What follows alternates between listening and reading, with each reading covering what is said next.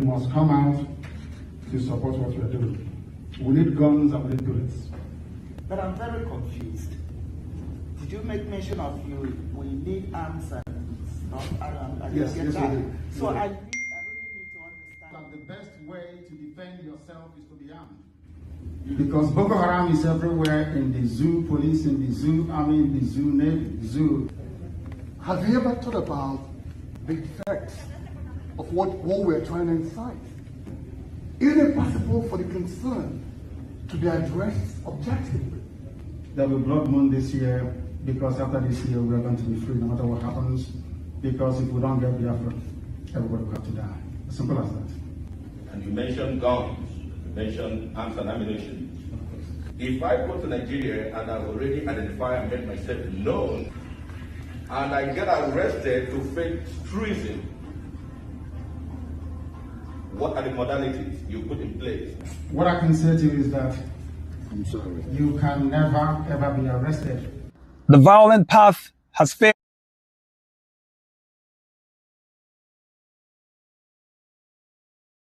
You must come out to support what we are doing. We need guns and we need bullets. But I'm very confused. Did you make mention of we need arms and stuff? Yes, we do. So I really need to understand. That the best way to defend yourself is to be armed. Because Boko Haram is everywhere, in the zoo, police in the zoo, army in the zoo, navy, zoo. Have you ever thought about the effects of what war we're trying to incite? Isn't it possible for the concern to be addressed objectively? There will be blood moon this year, because after this year we are going to be free no matter what happens. Because if we don't get Biafra, everybody will have to die. As simple as that. And you mentioned guns, you mentioned arms and ammunition. If I go to Nigeria and I've already identified and made myself known, and I get arrested to fake treason, what are the modalities you put in place? What I can say to you is that I'm sorry. you can never ever be arrested. The violent path has failed.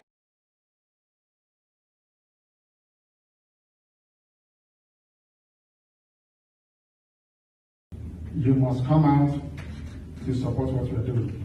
We need guns and we need bullets. But I'm very confused. Did you make mention of we need arms and stuff?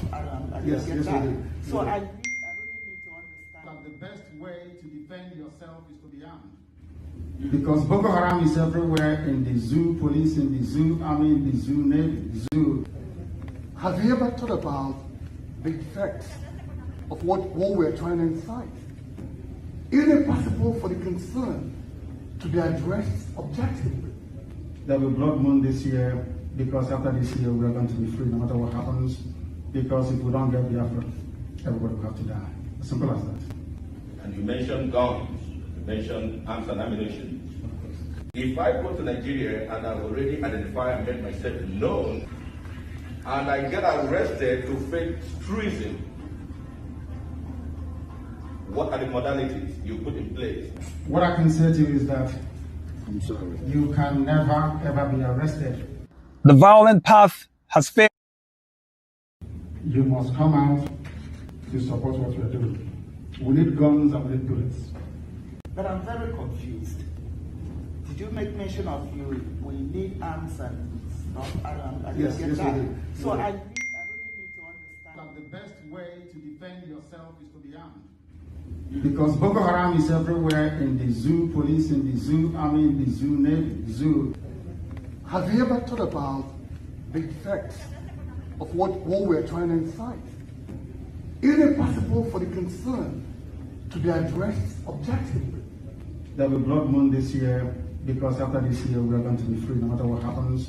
Because if we don't get Biafra, everybody will have to die. As simple as that. And you mentioned guns, you mentioned arms and ammunition. If I go to Nigeria and I've already identified and made myself known, and I get arrested to fake treason, what are the modalities you put in place? What I can say to you is that I'm sorry. you can never ever be arrested. The violent path has failed. You must come out to support what we are doing. We need guns and we need bullets. But I'm very confused. Did you make mention of we need arms and stuff? I Yes, get yes, that. we do. So We do. I really need to understand. That the best way to defend yourself is to be armed.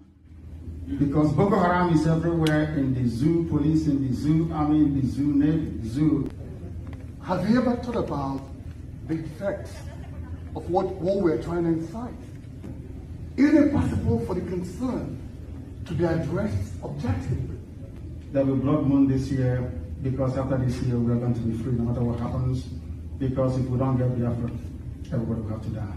As simple as that. And you mentioned guns, you mentioned arms and ammunition.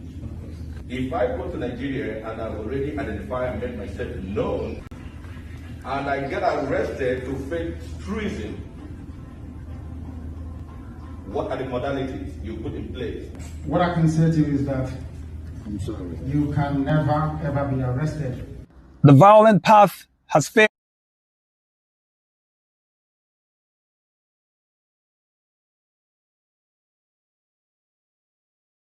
Take note of this. We all have, I keep saying it, we have a responsibility to defend and protect the integrity of our country. We also have a responsibility to make sure that this country do not go into the point where we continue to ride on deception. Truth is truth, and truth must not be covered for anything. If there is anything that has been brought up, we must work together to see to an end to this reality.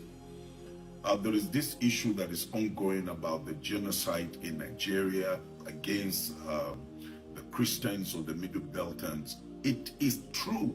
We can't deny it.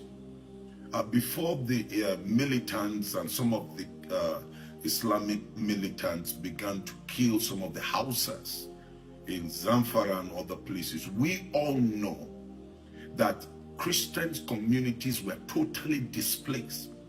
And we have recorded tens of thousands of Christians in the northern Nigeria that have been killed and their communities have been taken away. This is genocide. What is the meaning of genocide? I mean, the English definition is there. What genocide means. Now, I want you, except you are an enemy of Nigeria, but if you know that you're passionate and you're patriotic about the state of this country, then we must share this among ourselves and speak the truth to ourselves and agree with the reality of what is on ground. I have had some of the special assistant media and all of that to the president coming out to say there is no genocide in Nigeria. It's a lie, absolute lie. Just look at it. From in 2025, over 7,000 Christians were killed. Now, in just 2025, 7,087 Christians were killed in 220 days of 2025 alone. Now, daily average Christians that are being killed per day is 32 Christians per day that are being killed in this country. Another record, in 2024, 3,100 Christians were killed. In 2023, 4,118 Christians were killed. Between the period of October 2022 to September 2023, from the documents that we have, 4,118 Christians were killed. We all know about the Christmas massacre that was coordinated by the Fulani militias on the plateau in 2023. You know that 300 Christians were massacred. So you don't talk about Benue. Just within 2023, 500 Christians were killed throughout 2023 in Benue. And you go to this community, I have been there. The Christians are not there any longer. They have been displaced. So there is genocide in Nigeria. And so nobody can tell us lies when we know we have lost so much of our brethren. I have joined in the burial and the mourning of tens of thousands of Christians that have been destroyed and killed in this great country. All I encourage the Nigerian state is to rise up to occasion.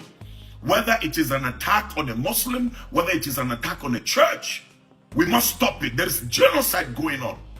And people are being eliminated, taken away from their community. And I want to say again, we cannot allow a one-party system in this country. It is not healthy. As much as we give our support to the system and the government to succeed, Nigeria cannot survive on one-party system. And I want to say to all these selfish, self-centered politicians, it is time you rethink your actions. Corruption among you must stop, and you must rise up for this time.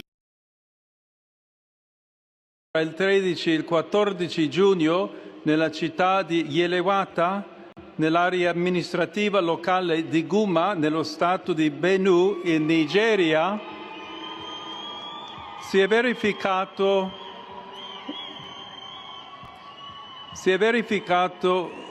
un terribile massacro in cui circa 200 persone sono state uccise con estrema crudeltà, la maggior parte delle quali erano sfollati interni, ospitati dalla missione cattolica locale. Prego affinché la sicurezza, la giustizia e la pace prevalgano in Nigeria, paese amato e così colpito da varie forme di violenza.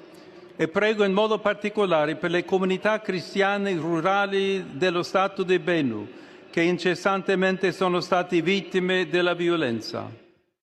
Nella notte tra il 13 e il 14 giugno, nella città di Yelewata, nell'area amministrativa locale di Guma, nello Stato di Benue, in Nigeria, si è verificato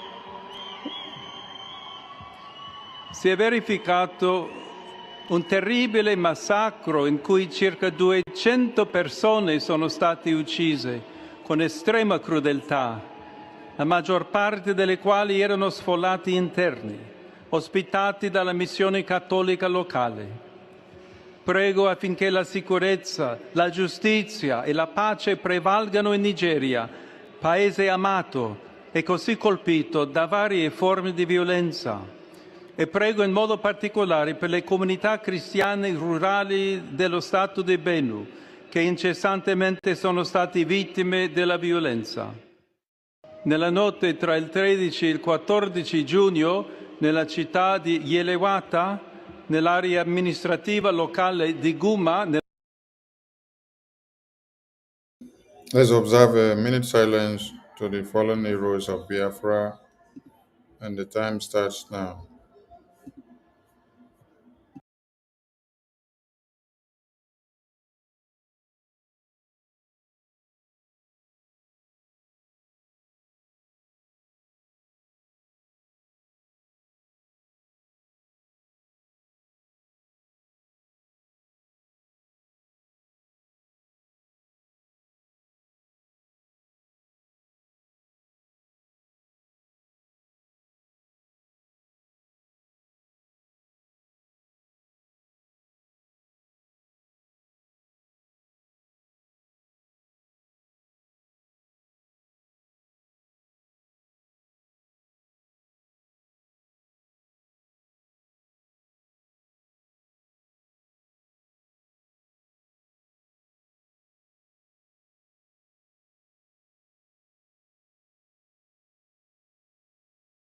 We mourn our heroes past, we celebrate them.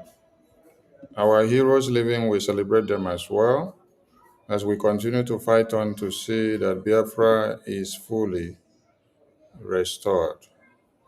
Ise, Ise, Ise, Ise. Think Biafra, sleep Biafra, mourn Biafra, dream Biafra, morning Biafra, afternoon Biafra, night Biafra, and evening Biafra. I bring you warm greetings and I salute all of you for all your good works. Greetings to our leaders that have lived before us and those that are in detention now and those that are in the battlefield fighting to defend Biafra land. We salute all of you for all your sacrifices. Biafrans back home, thank you for your sacrifices, and we continue because we are yet to get to our final destination. A very big thank you to the ERGI cabinet for all that they are doing. A big one to our APM, the man of the moment, the man that everybody looks up to. I salute you for your courage and your resilience and your sacrifices.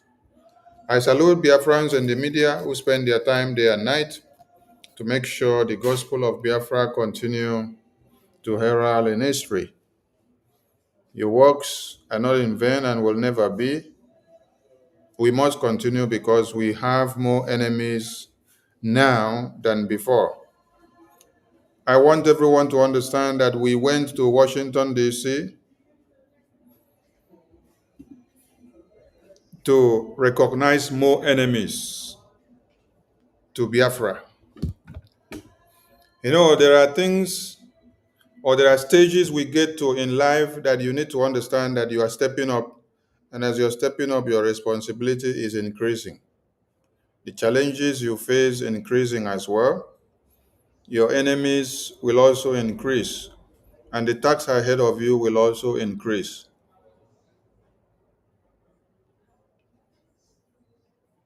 Our going to Washington, D.C. was not a showy display. It was business, confirmation of real business, to tell the world that we are ready and we mean business this time for this Biafra independence. I keep saying it, that we have done few things, remarkable few things in Washington, D.C. from July, August, September, October, November of 2025. How many months did I count? July, August, September, October, November of 2025. Let's say 4 months, right? And within these 4 months, you have seen the way the ripple effect or the resonance frequency of what we have done in Washington, D.C. with our physical presence. Within these 4 months, you have seen the resonance frequency of what we have done in Washington, D.C., the way it is resonating in Nigeria and the way it is resonating in the entire world. So meaning that Washington, D.C., America is where we need to be blowing the trumpet. If we want the entire world to hear us very loud and clear, America is where we need to blow the trumpet louder and louder. So if we had the two conventions that we had in Europe, if they were held in America, by this time the sky would have been a limit. By this time, the sky would have been our limit because the way American government would have keyed in, having known that you are declaring Biafra inside America, inside Washington, D.C. It is a very big honor to the American people to carry the glory that you declared Biafra independence in exile in their very before and in their own country. And then they will carry the glory. America love their names to be in history, and when their names are in history, they don't play with that history. They uphold it and then they live up to it. So, had it been the two remarkable conventions we had in Helsinki and also in Lati for Biafra were held in America, in Washington, D.C., or even in New York, or anywhere inside America, hey, the sky would have been our limit now. Just calculate. Calculate it and say something. From July, August, September, October of 2025, we've done few remarkable things in Washington, D.C. that recorded our presence inside Washington, D.C. And then look at the resonance frequency of it. Look at the resultant effect of it. Look at how it is blowing wind. Look at how thunder is emanating in Nigeria because of our physical presence in Washington, D.C. from July, August, September, October of 2025. But there is something wonderful that is loading. Yes. We went to the U.S. congressional briefing to open the door. And we opened the door. And all the bees, and all the mosquitoes, and all the flies, they let loose. Now we are going to open another door. We are coming.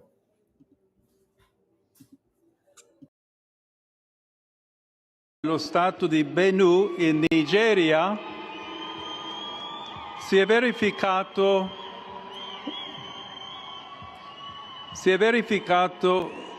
un terribile massacro in cui circa 200 persone sono state uccise con estrema crudeltà, la maggior parte delle quali erano sfollati interni, ospitati dalla missione cattolica locale. Prego affinché la sicurezza, la giustizia e la pace prevalgano in Nigeria, paese amato e così colpito da varie forme di violenza. E prego in modo particolare per le comunità cristiane rurali dello Stato di Benue, che incessantemente sono stati vittime della violenza. Nella notte tra il 13 e il 14 giugno, nella città di Yelewata, nell'area amministrativa locale di Guma, nello stato di Benue, in Nigeria, si è verificato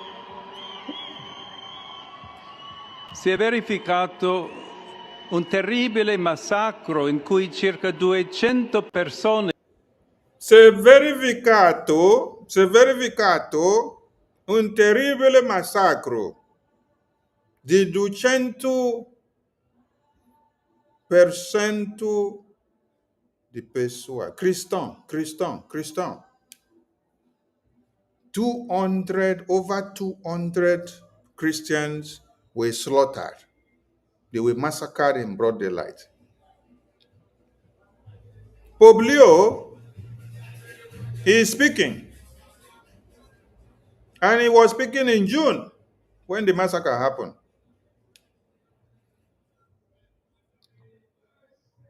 I asked a very simple question in the topic of this broadcast.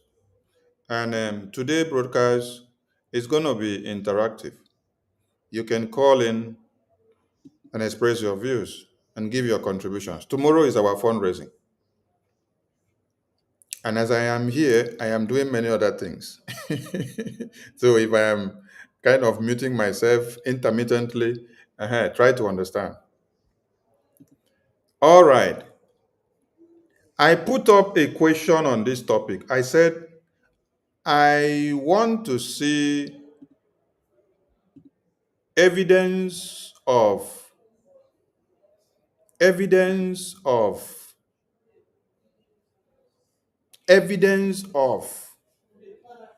Muslim genocide that was carried out or is carried out by Christians. I want somebody to come and tell us or challenge us or give us evidence of Muslim genocide that was carried out by Christians.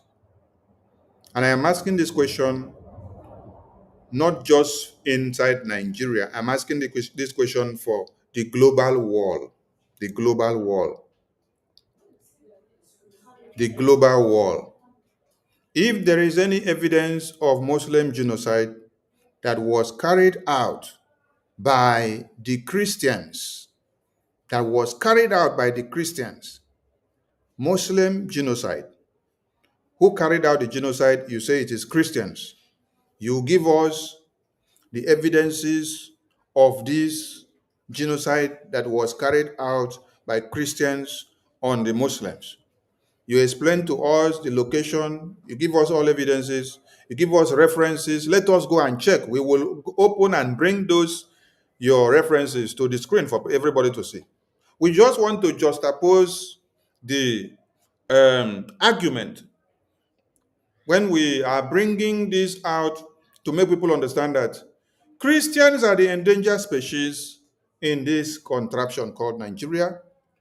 And people are coming out to say, no, they massacre Muslims. It is Muslim genocide. We are asking that we want to see Muslim genocide that is committed by Christians on them. We need it. Please, media team, if you have not paid up your channel, go and pay up your channel. I have posted the link in all the platforms where you normally get the links. I came in unannounced, so it's an impromptu. So please check the platforms, the media team platforms, and pay up your channels from wherever you're listening, please. We need evidence because without the existence of Biafra Defense Forces, which we tell you fund Biafra Defense Forces, without the existence of Biafra Defense Forces, the massacre that you hear 200 announced by Pope Leo was supposed to happen in Biafra land.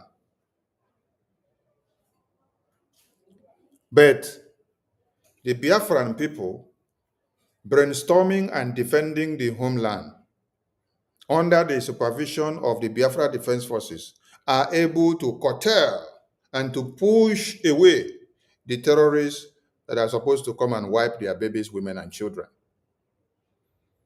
The massacre that happened here, which Pope Leo is talking about, consumed over 200 lives of babies, women, and children, and men. To every casket, there is a baby inside. To every casket, there is a child inside. To every casket, there is a toddler inside. To every casket, there is a mother inside. To every casket, there is a father, there is a grandfather, there is a sister, there is a brother, there is a great-grandfather inside. If Pope Leo is condemning the genocide as a pope, and then other people are saying otherwise, I am calling on all those that are coming to counter the Christian genocide in Nigeria to come up and give us contrary evidence. According to this topic, we need to see Muslim genocide evidence. And that evidence that you have to give us is that it is the Christians that are carrying out the genocide on the Muslims. That is the evidence we want to see. That is the evidence we want to see. Because, let us explain again, Biafrans are predominantly Christians. And let me bring our map that has the state-by-state structure to the screen, so that those that do not understand will get the message well and correct, because a lot of us are still skeptical or ignorant of some things.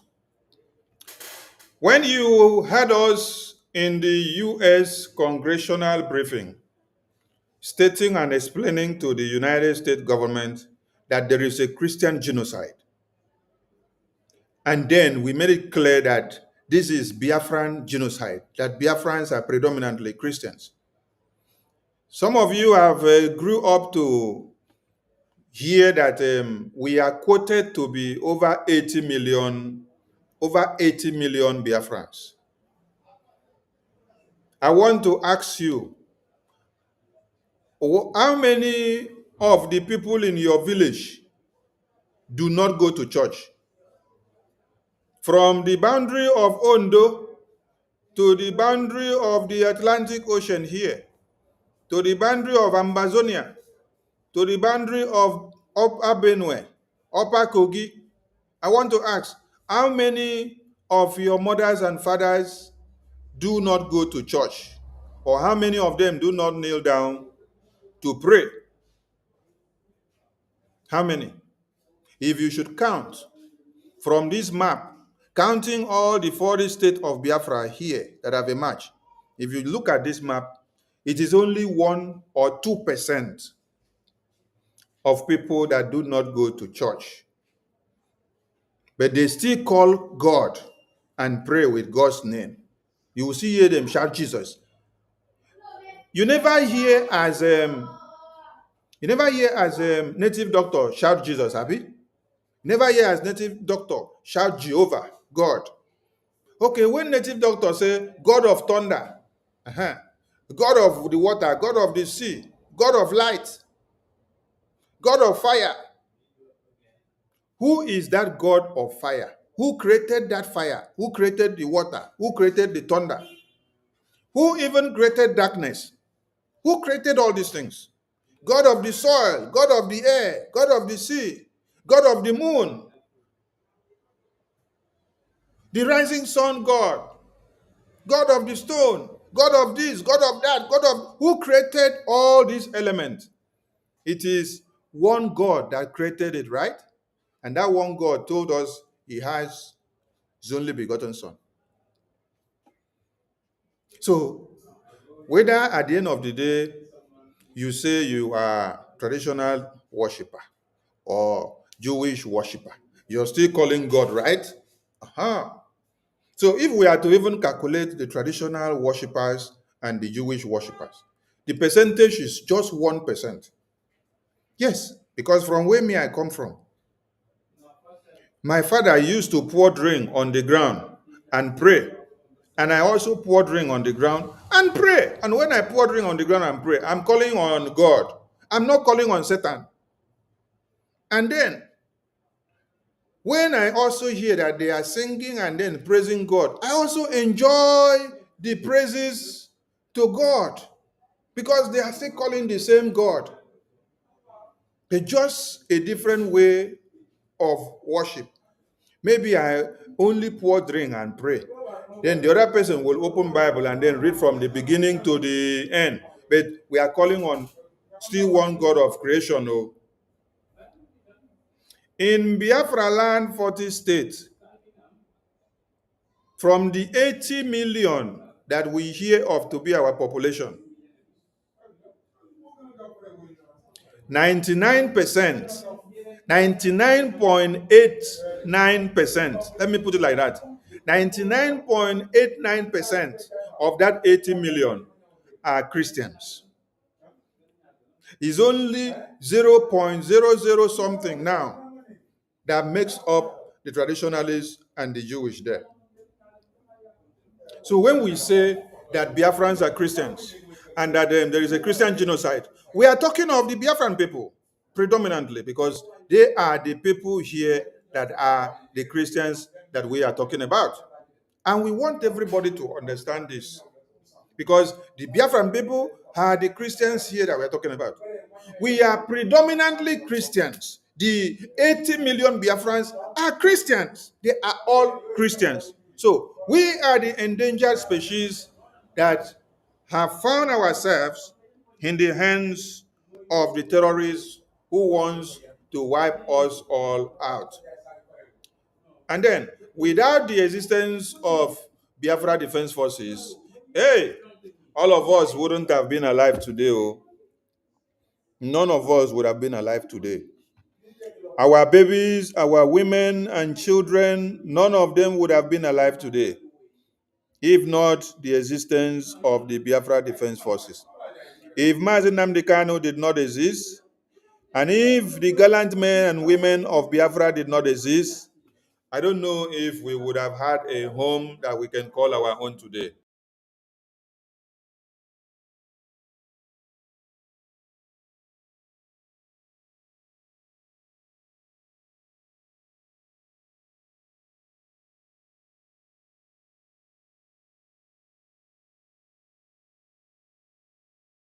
I am still waiting for somebody that have evidence of Muslim genocide to bring it up for us so that we can learn from it today.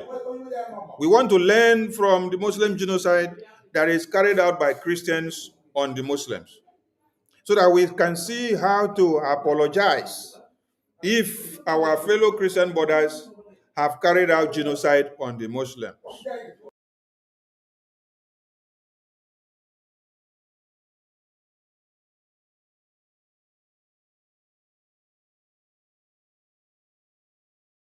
Sono state uccise con estrema crudeltà, massacro in cui circa 200 persone sono state uccise con estrema crudeltà, la maggior parte delle quali erano sfollati interni, ospitati dalla missione cattolica locale. Prego affinché la sicurezza, la giustizia e la pace prevalgano in Nigeria, paese amato, e massacro in cui circa 200 persone sono state uccise con estrema crudeltà, la maggior parte delle quali erano sfollati interni, ospitati dalla missione cattolica locale.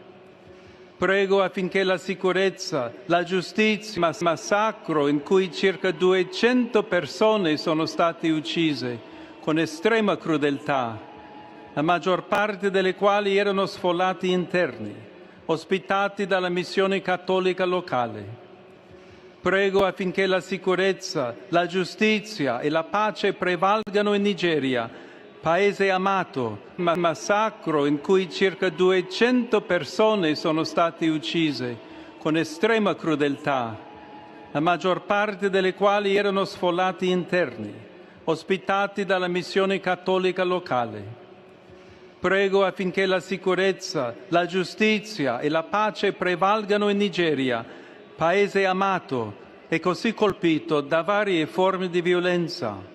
E prego in modo particolare per le comunità cristiane rurali dello Stato di Benue, che incessantemente sono massacro in cui circa 200 persone sono state uccise con estrema crudeltà, la maggior parte delle quali erano sfollati interni, ospitati dalla missione cattolica locale. Prego affinché la sicurezza, la giustizia e la pace prevalgano in Nigeria, paese amato e così colpito da varie forme di violenza.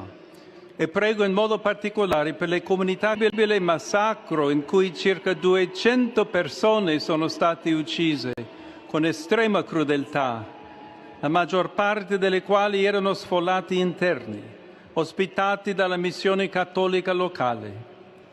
Prego affinché la sicurezza, la giustizia e la pace prevalgano in Nigeria, paese amato e così colpito da varie forme di violenza. E prego in modo particolare per le comunità cristiane rurali dello Stato di Benue, che incessantemente sono stati vittime della violenza. Nella notte tra il 13 e il 14 giugno, nella città di Yelewata, nell'area amministrativa locale di Guma, nello Stato di Benue, in Nigeria, si è verificato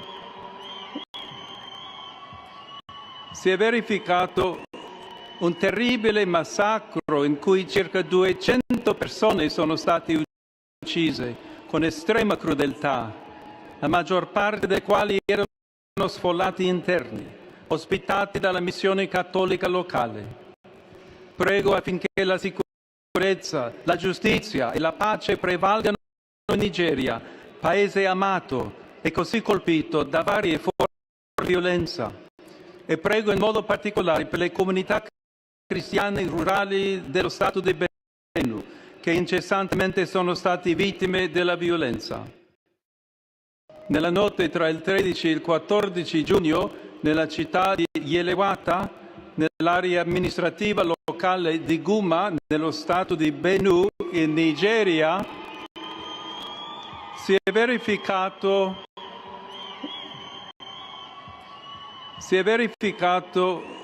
un terribile massacro in cui circa 200 persone sono state uccise con estrema crudeltà, la maggior parte delle quali erano sfollati interni, ospitati dalla missione cattolica locale.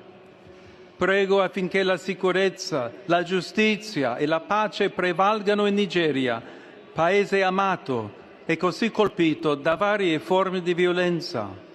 E prego in modo particolare per le comunità cristiane rurali dello Stato di Benue, che incessantemente sono stati vittime della violenza.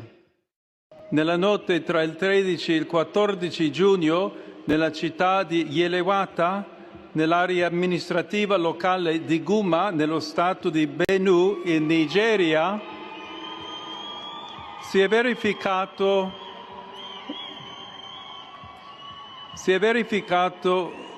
un terribile massacro in cui circa 200 persone sono state uccise con estrema crudeltà, la maggior parte delle quali erano sfollati interni, ospitati dalla missione cattolica locale. Prego affinché la sicurezza, la giustizia e la pace prevalgano in Nigeria, paese amato e così colpito da varie forme di violenza. E prego in modo particolare per le comunità cristiane rurali dello Stato di Benue, che incessantemente sono stati vittime della violenza. Nella notte tra il 13 e il 14 giugno, nella città di Yelewata, nell'area amministrativa locale di Guma, nello Stato di Benue, in Nigeria, si è verificato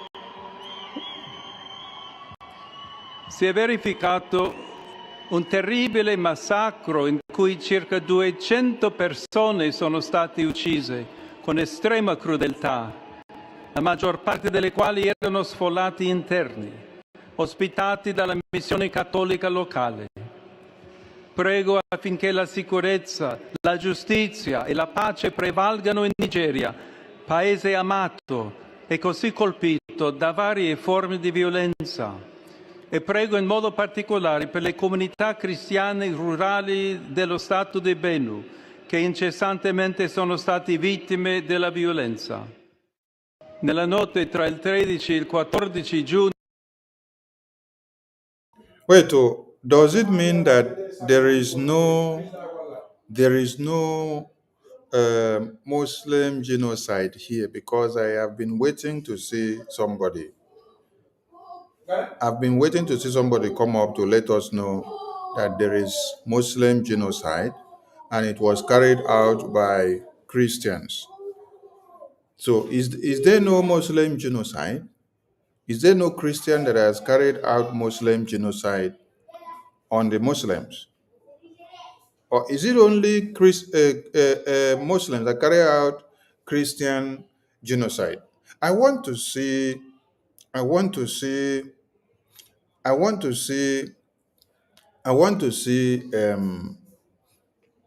Muslims presenting the genocide that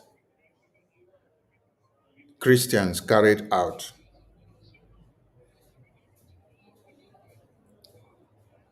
I want to see genocide that was carried out by Christians on Muslims.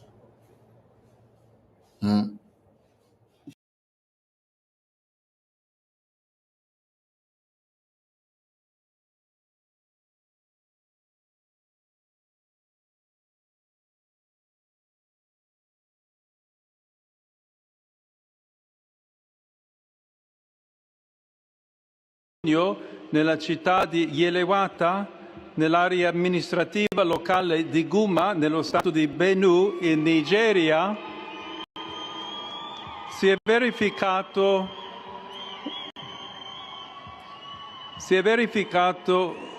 un terribile massacro in cui circa 200 persone sono state uccise con estrema crudeltà, la maggior parte delle quali erano sfollati interni, ospitati dalla missione cattolica locale. Prego affinché la sicurezza, la giustizia e la pace prevalgano in Nigeria, paese amato e così colpito da varie forme di violenza. E prego in modo particolare per le comunità cristiane rurali dello Stato di Benue, che incessantemente sono stati vittime della violenza. Nella notte tra il 13 e il 14 giugno, nella città di Yelewata, nell'area amministrativa locale di Guma, nello stato di Benue, in Nigeria, si è verificato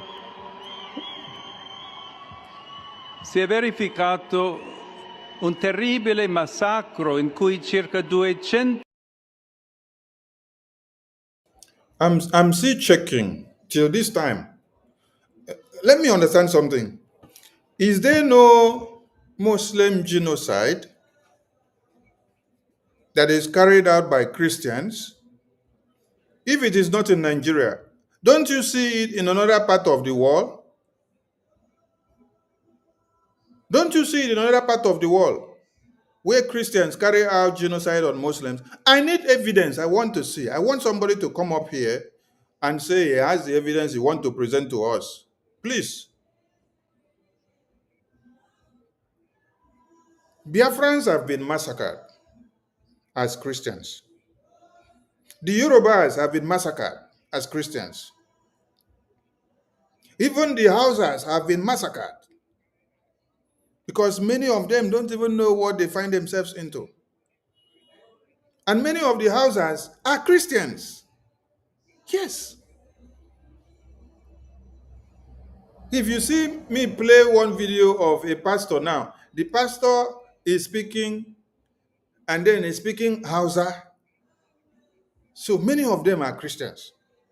It is only the Christians that they target and then eliminate. I am asking a very simple and pertinent question. We want to see Muslim genocide that is carried out by Christians on the Muslims. We want to see. We are looking for.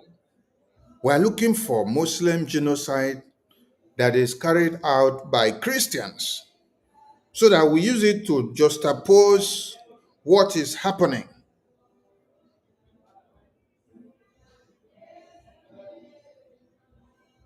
Please, I need.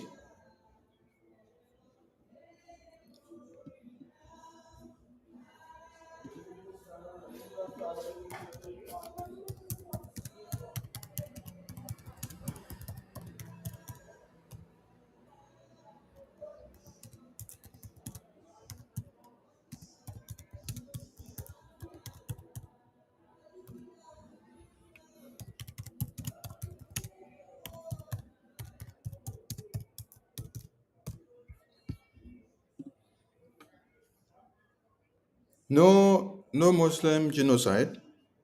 Okay, if nobody is able to give me evidence of Muslim genocide, so what do you now use to validate the Christian genocide? What is the crime that a Christian has committed that merits to be wiped out?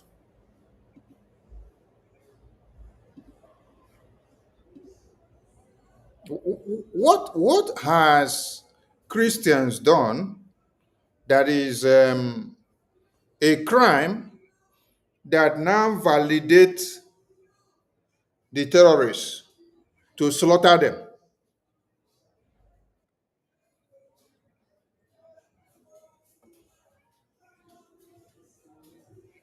The Christians are not going after them to slaughter them. There is no evidence, because I have been here for the past 40 minutes now, and I have been asking for one evidence of where Muslim genocide was carried out by Christians. Christians. And then I ask now that someone should produce or bring it up. Tell me that you have the evidence. You want to come up to the mic, I will give you the link. You log into the studio. Just come up. We want to see one Muslim genocide that was carried out on the Muslim people. By who? By Christians.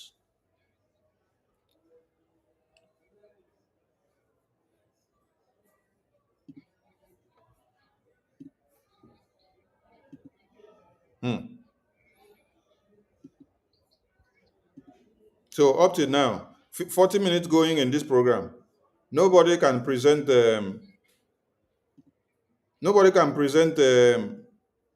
evidence of Christian genocide to us. I don't believe you guys. So honestly, I don't believe. Oh. There should be evidence of Muslim genocide carried out by the Christians, which is now validating a reprisal attack on the Christians. That is what it should be, and that is how it should be. That is what I am looking for, to be able to validate what is happening. Because if Biafra Defense Forces did not exist, if Biafrans have not been funding them, if Biafrans have not been giving them what they need to carry out the defense of Biafra land, to protect our babies, women, and children, that means today, the 50,000 numbers, that is being pronounced here, all these 50,000 would have been Biafrans. And the number would have multiplied more than this. There are publications where the numbers are more than 50,000. There are publications where the numbers are up to 100,000. I think there is one publication from, is it Vanguard? Let me see. There is one publication from Vanguard that carries over 100,000. Okay, here it is on the screen. Let me bring this one up. This is Vanguard. And this is very clear. Now, I want everybody to look at the screen. Insecurity, 63,111 killed in Buhari's 8 years regime. Then, they give you more figures. They say 27,311 persons killed in president's first term.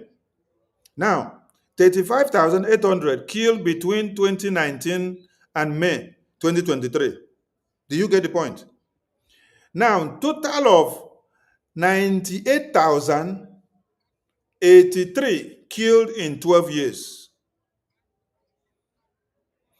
How many is that? 98,000. 98,000. 98,000. I am not the one that wrote this news of Vanguard, though. I'm not the one that wrote this news of Vanguard. This publication was released in May 20th, 2023. And you bought it at the price of 250 naira. Okay? So, I am just asking for a small evidence of where the Christians carried out genocide on the Muslims. Where the Christians carried out genocide on the Northerners. That is what I am asking, so that we can know where we got it wrong and where we have to start fixing it. But I have been here for the past 45 minutes now, and nobody in the comment section is ready to tell me that this is where Muslim genocide was carried out and that it was carried out by Christians. I am still waiting to see. I need somebody to come up and give me factual evidence of where Muslim genocide was carried out by the Christians.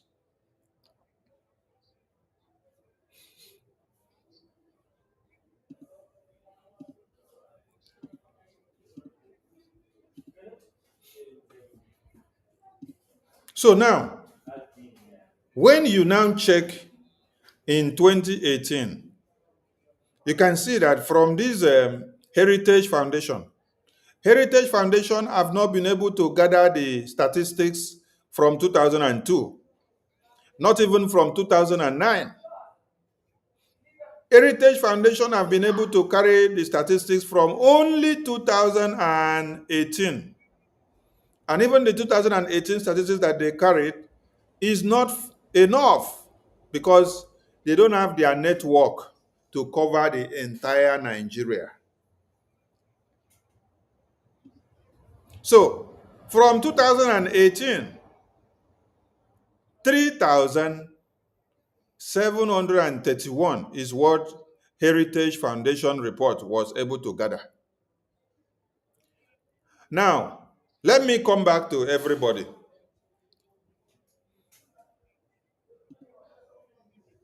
My question now is, how many numbers of Israelis were slaughtered on October 7 that provoked the entire Israel and provoked the entire Israeli military?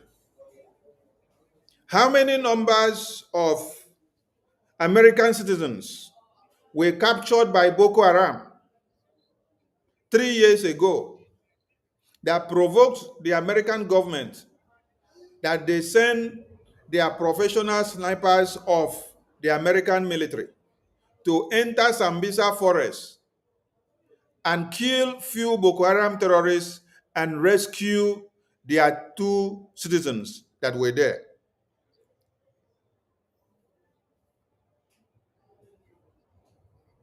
Can everybody understand my point? I said, here in the Heritage Foundation report, 2018 to 2019 is giving you a time frame of 1 year. And then 3,731 people were slaughtered, specifically Christians. Christians. And then I asked a question. How many Christians or how many citizens of Israel were massacred on October 7 that necessitated the reprisal of the Israel military or the Israel people against the Hamas terrorists? How many? The number was 1,200. 1,200. But what is here on this screen now is telling you 3,731. And I did not see protests of Christians in the streets in Nigeria. I did not see protests of politicians in the street. I did not see protests of Nigerians in the street. I did not see protests of Christian Association of Nigeria in the street. I did not see protests of Northerners, Easterners, Westerners, and everything in the street. No. Because the Nigerian government buried this reportage. They did not allow you. They did not allow international community. They did not allow these statistics to come out to the media for people to know that this is what is happening to Christians. This is from 2018 according to the statistics of Heritage Foundation. Then in 2019 to 2020, you have another 1,350. And then you did not see anybody hit the streets. You did not see anybody protest. You did not see anybody shout and call on the freedom of Christians. Why? Because Nigerian government, they block this reportage from going out. 2020 to 2021, you now see another number, 3,530. Hey. You did not see protests going out in the media. You did not see protests going everywhere in the world for anybody to know and hear. It was only Mazi Nnamdi Kanu that started carrying the news. Only Mazi Nnamdi Kanu carried the news of the genocide. And because of that, they decided to go after his life. They decided to kidnap him and lock him up because he opened the eyes of every Nigerian. He was preaching it. He was calling on everybody. He was telling them that this is what is happening. This is what is happening. This is what is going to happen. Your mothers will be raped. Your children will be killed. They will cut off the heads of your babies, women, and children. They will marry your mothers out. They will rape them and take them all out. They will ransack your communities and they will take everything that you have. They will pursue you out of your lands. You will go back into IDP camps, and the terrorists that came will now acclaim your own land. They will take over your belongings. You will become slaves in your homes. That is why they decided to go after Mazi Nnamdi Kanu. That is why they decided to go after Biafran people, because we started amplifying the message. Now, in 2020 to 2021, 3,500 came out. No protests in Nigeria.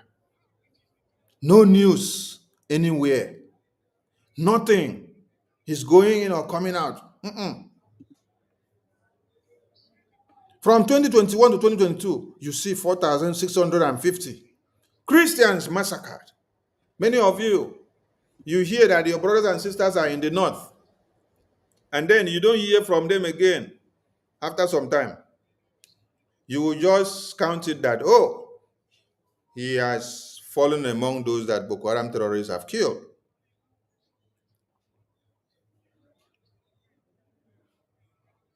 Many of us have been forcefully disappeared from Biafra land, and they take us to Guantanamo Bay in this area of the far north, where they use our sisters, our brothers as sex slaves by the Boko Haram terrorists. And there is a mandate in their pamphlet that when they carry out this kidnapping, when they rape you and finish, they must kill you. They will rape man, rape woman, rape everything, and then at the end of the day, they will kill you.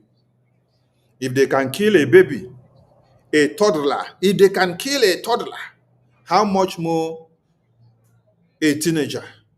How much more a child that is able to walk and speak?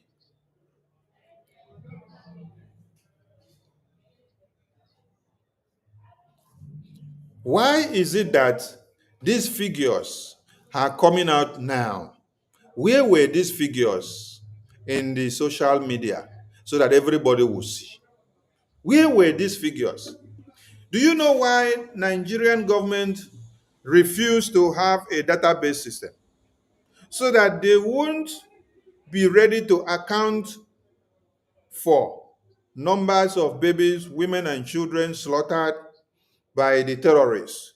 Because the target is to go into the Christian communities, emasculate them, and annihilate them, and then take over their communities. So Nigerian government would not give you any statistics of the population census and upfront and what has been minus and those that are still alive and those that will even come to. No! If you ask them, they will tell you Nigeria has no database system. Why do we have IDP camps in our indigenous lands?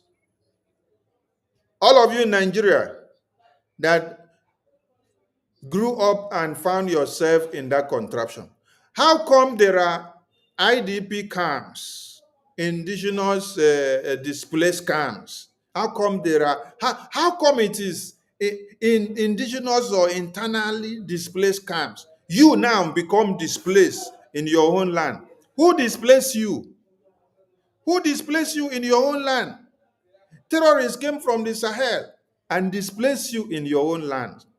And you say you have a government, and that government allows you to be displaced by terrorists that they themselves brought to come and annihilate you, and they take over the land. For what purpose?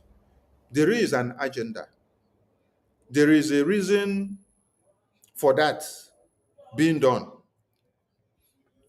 If 1,200 only were massacred in Israel, and then Israeli government decided to turn Gaza to debris.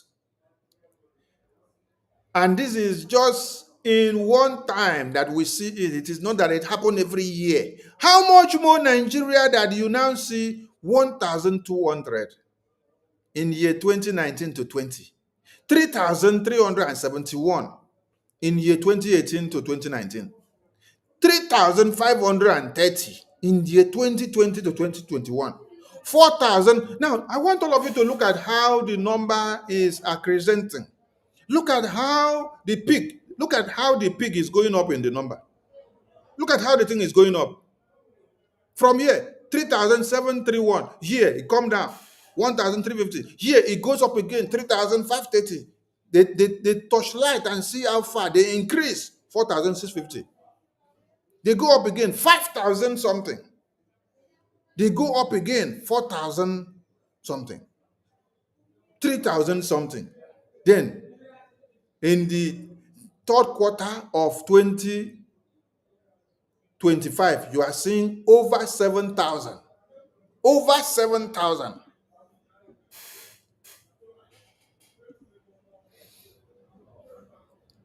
I am asking of where there was Muslim genocide carried out by Christians. That is what I am asking for. I am looking for it. Because we need to fund Biafra Defense Forces and BRGIA for us to get Biafra. And I want everyone to understand that for Nigeria to have become the worst place for any Christian to live globally, Nigeria is the worst place for a Christian to exist from this entire world. I heard that the entire world consists of whether 145 or 155 countries. So when you now remove Nigeria and keep as a whole, then you count the remaining 145 or 154 countries. Nigeria alone carries 99% of the massacres of this world. So when you now carry the remaining 154 numbers of countries and divide 1% of massacre by those 154 countries, you see that there is nothing like massacre in those countries. So everything that is supposed to have happened in the entire world of over 154 countries, it is now happening in only Nigeria.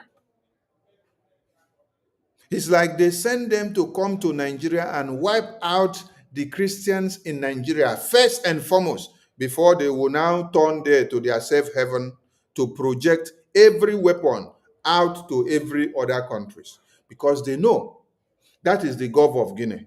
They know they are in the Atlantic Ocean. They know that from there, they are able to launch the attack against the West. They are able to launch the attack against America. They are able to launch it to Europe. They are able to launch it to Asia, everywhere and every part of the world. International vessels used to come into Calabar Seaport. When they come into Calabar Seaport from that high sea, that is where the international vessel comes in, come and berth at the seaport of Calabar. So meaning that you have access to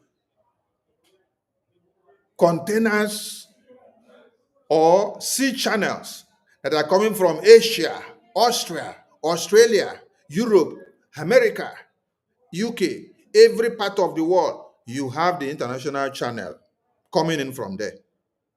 So these terrorists understands why they want to turn and capture Nigeria indigenous lands, and then to come and capture Biafra in proxy, so that they will stay there to launch the entire attack on all over part of the world. Biafran people, tomorrow is our fundraising. You have to come and fund your freedom. The only government of Biafran people which is working and which is giving Nigeria woto woto, which they recognize and see, is BRGIE.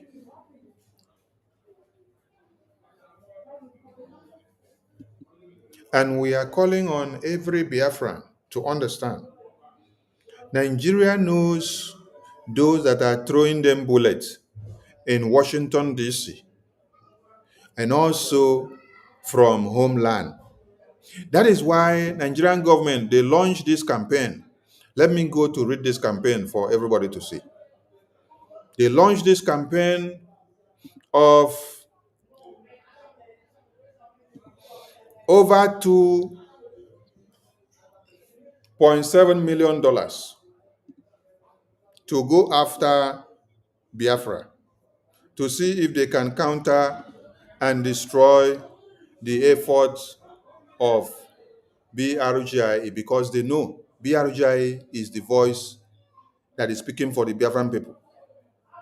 Okenkere is the one that is leading the lobbies to go and talk senses into the brains and ears of the American government to look into Nigeria. That is why they said if Biafra lobbies succeed in obtaining congressional backing for sanctions or restrictive designations of Nigeria, they decided to go after BRGIA. By doing what? By embarking on what? Over $2.7 lobbying, hiring different propaganda groups so that they can be able to shut down Biafra and to destroy Biafra. That is why some of you are also working in line to help Nigerian government indirectly. When you are attacking BRGIA progress in Washington, D.C. and everything we are doing, when you are attacking APM, you're attacking the lobbies, you're attacking the attorney, you are also working for Nigerian government by proxy without knowing. So this was the congressional briefing. Before now, BRGIA has submitted a testimony to the US government. And let's go down. Now, Biafra Republic government in exile, ably led by acting Prime Minister Nkere, wishes to inform Biafrans that our mission for Biafra in the international level is gaining the desired momentum. Are you getting the message? Our proposed deal to the US government, which many took for a joke, is causing serious problems to Nigeria. Our demands for sanctions on Nigeria for kidnapping our leader, Mazin Nnamdi Kanu, call for sanctions on Finland for transnational aggression on our PM Simon Ekpa, and further pronouncement of imprisonment. Our congressional briefing in September 2025, plus all evidences submitted to the United States of American government against the atrocities of Nigerian government on every indigenous people in Nigeria. All these are bearing fruit daily and gradually. And all of you can see the evidences. Nigerian government are not sleeping now, waking up to understand that BRGI template and agenda for Biafra independence. Though some of our leaders are imprisoned, but cannot be curtailed, no matter all manners of sabotages, nor hired lobbyists in the US by the Nigerian government. So Biafrans should know now that we mean business. Quoting from the recent publications of uhuline.com, that President Tinubu's government is quietly mounting its own counter lobby in the United States, signaling a high-staked battle for narrative control in the global stage against Biafra Republic government in exile. We have big battle. That is why I said, after we submitted the testimony to the US Congress, and then we had the congressional briefing, we went to declare ourselves open enemies to the Nigerian terrorist government, to also their allies, and also to let them know that we are fully ready and we are in for business now for this very freedom. So, we do not expect to see that the fire that will be coming back to us will be subtle. No, the fire need to increase. There is going to be heated fire. That is why. Okay? So, quoting from here, whoonline.com has learned that over the past years, the Biafra Republic government in exile contracted U.S. lobbying firm Moran Global Strategies, helmed by former U.S. Congress Jim Moran, to advance its separatist agenda. Multiple U.S. congressional sources confirmed to whoonline.com that BRGI and MSGS have fed U.S. Republicans, including Senator Ted Cruz, data and testimonies depicting alleged massacre of Christian communities in Nigeria. Cruz Nigeria Religious Freedom Accountability Act bears the fingerprint of this narrative. The bill accuses Nigeria of mass murder, seeks to sanction security officials, and recommends reclassifying Nigeria as a country of particular concern. Public materials, including a Biafra referendum dossier claiming over 50 million participants, have been submitted to the US government, filing under the FARA. FARA here is the website of the US government, where you can go and see the evidence of this document that BRGI has submitted against Nigeria and for Biafra to shape the perception. This narrative push carries obvious danger. Once accepted in US policy-making circles, such framing can attract sanctions, humanitarian interventions, or diplomatic pressure. Now, that is why you see that Nigerian government are angry now, because when this publication was written, this publication was on the 31st of October. 31st of October. And they did not take it serious. They thought that we are joking.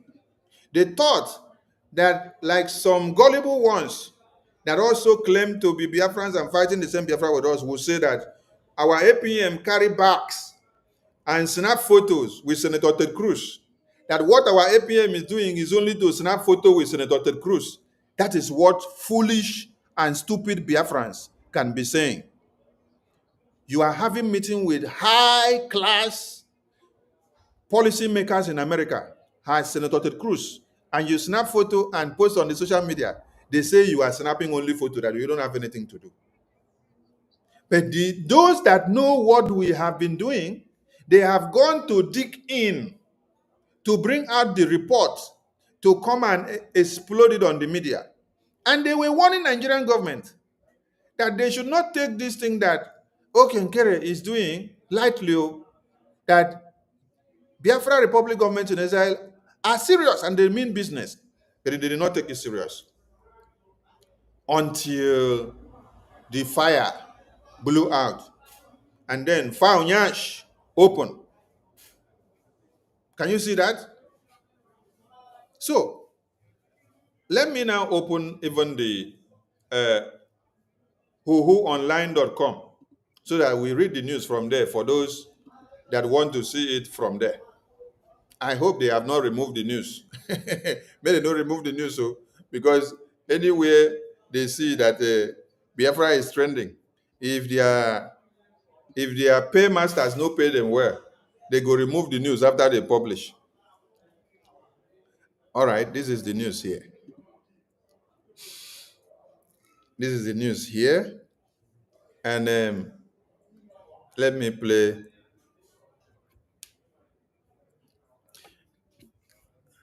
Let me play something as I address another meeting that I am here. So let me play something to keep the house on. Abel Damina is my name. Look, look, look, look. I couldn't wait to get back home and be a part of the ongoing conversation. There's been this conversation going on whether there's a genocide in Nigeria or there's no genocide in Nigeria. And I listen to certain individuals who say there's no such thing in Nigeria. Well, whether you call it genocide or you don't call it genocide, let me speak as a victim. I am not just a student of research, but I'm speaking as a victim of these gruesome circumstances around the Nigerian people, where innocent lives have been taken away by some people who think they have more right than others in this nation. And some people have reduced it to herders and farmers clash. No, sir, this has been ongoing. I grew up in northern Nigeria. My father was a pastor with the Assemblies of God Church. One morning we just woke up in Assemblies of God Church, Samaru Zaria, somewhere adjacent the north gate of Samaru Zaria. My father was a pastor. All of a sudden we woke up in the morning, no provocation, nothing. And the next thing we were hearing was people were just running all over our house and the church with machetes and all of that. The next thing was they started pouring petrol all over the building, both the church and the house, because our house was attached to the church. And the next thing was flames. Everything was burned right down to ashes. We narrowly escaped, found a place where we could shelter ourselves in the military barracks. Eventually, they brought us back to the lecturers' quarters of ABU Zaria, and we had to camp with a family for weeks and months before we could rebuild and start life all over again. That is long, long, long. I'm talking about 1986, 87. What about the Metasine situation? Metasine was a sect of the Islamic religion who went around burning and destroying and killing Christians back in the 80s. This is far before there was anything like farmers and herders clash. Then fast forward. What about in the year 2000, where over 2,000 people were killed in Kaduna? Year 2000. What about the over 300 people that were victims of the Miss World in November 2002? All of them, they were not a part of the Miss World. They were just on their own. Something happened somewhere else, and they became victims of it. Lives were killed, houses were destroyed, and whenever they are carrying out this charade, they will be shouting, Allahu Akbar, Allahu Akbar, and they will carry their matches and carry whatever they have, and they will move in their numbers. And everybody on their way that is not chanting what they are chanting becomes a victim. I can go on and on. A few years ago, I was preaching in Kaduna for a great man of God. And I only succeeded in preaching Sunday morning service. After the service, the next morning, as we were preparing for the next service on Monday, the next thing I was hearing was, the whole city is on fire. Kaduna is on fire. Please stay in the hotel room. Don't come out. They are killing, they are burning churches, they are killing everybody. That is how we were stuck in a hotel. Even in the hotel, we were not sure of ourselves, because they were going from hotel to hotel, room to room, killing people that were not chanting Allahu Akbar. And somehow God saved our souls. After about 4 days, we were able to leave Kaduna. But unfortunately, a friend of mine who was a pastor, Reverend Northcote Andrew of blessed memory, was caught in the midst of this as he was escaping for his life. They caught him because he was wearing a collar of a bishop. They hacked him to death, dug the ground, buried him and put a cross there. It is that little wooden cross that made people know that there was a corpse in that place. And this, my friend, was buried. These are real life situations. So for somebody to just sit down in the comfort of his home, maybe somewhere in the south, and be saying there's no such thing in northern Nigeria, my brother, you've not been a part of it. We've been right in the heart of the fire. I remembered one night, these Muslim boys were all over the place in my school, and they were shouting Allahu Akbar. They were looking for me.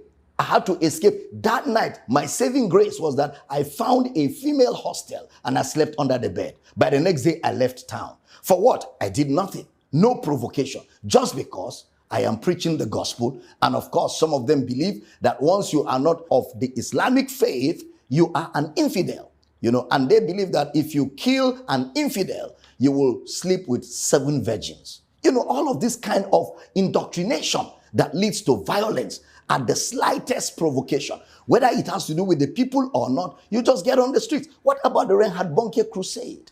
I'm talking about the Reinhard Bonnke crusade in Kano, where people were hacked, macheted, and killed just because a crusade where the gospel of Christ was going to be preached.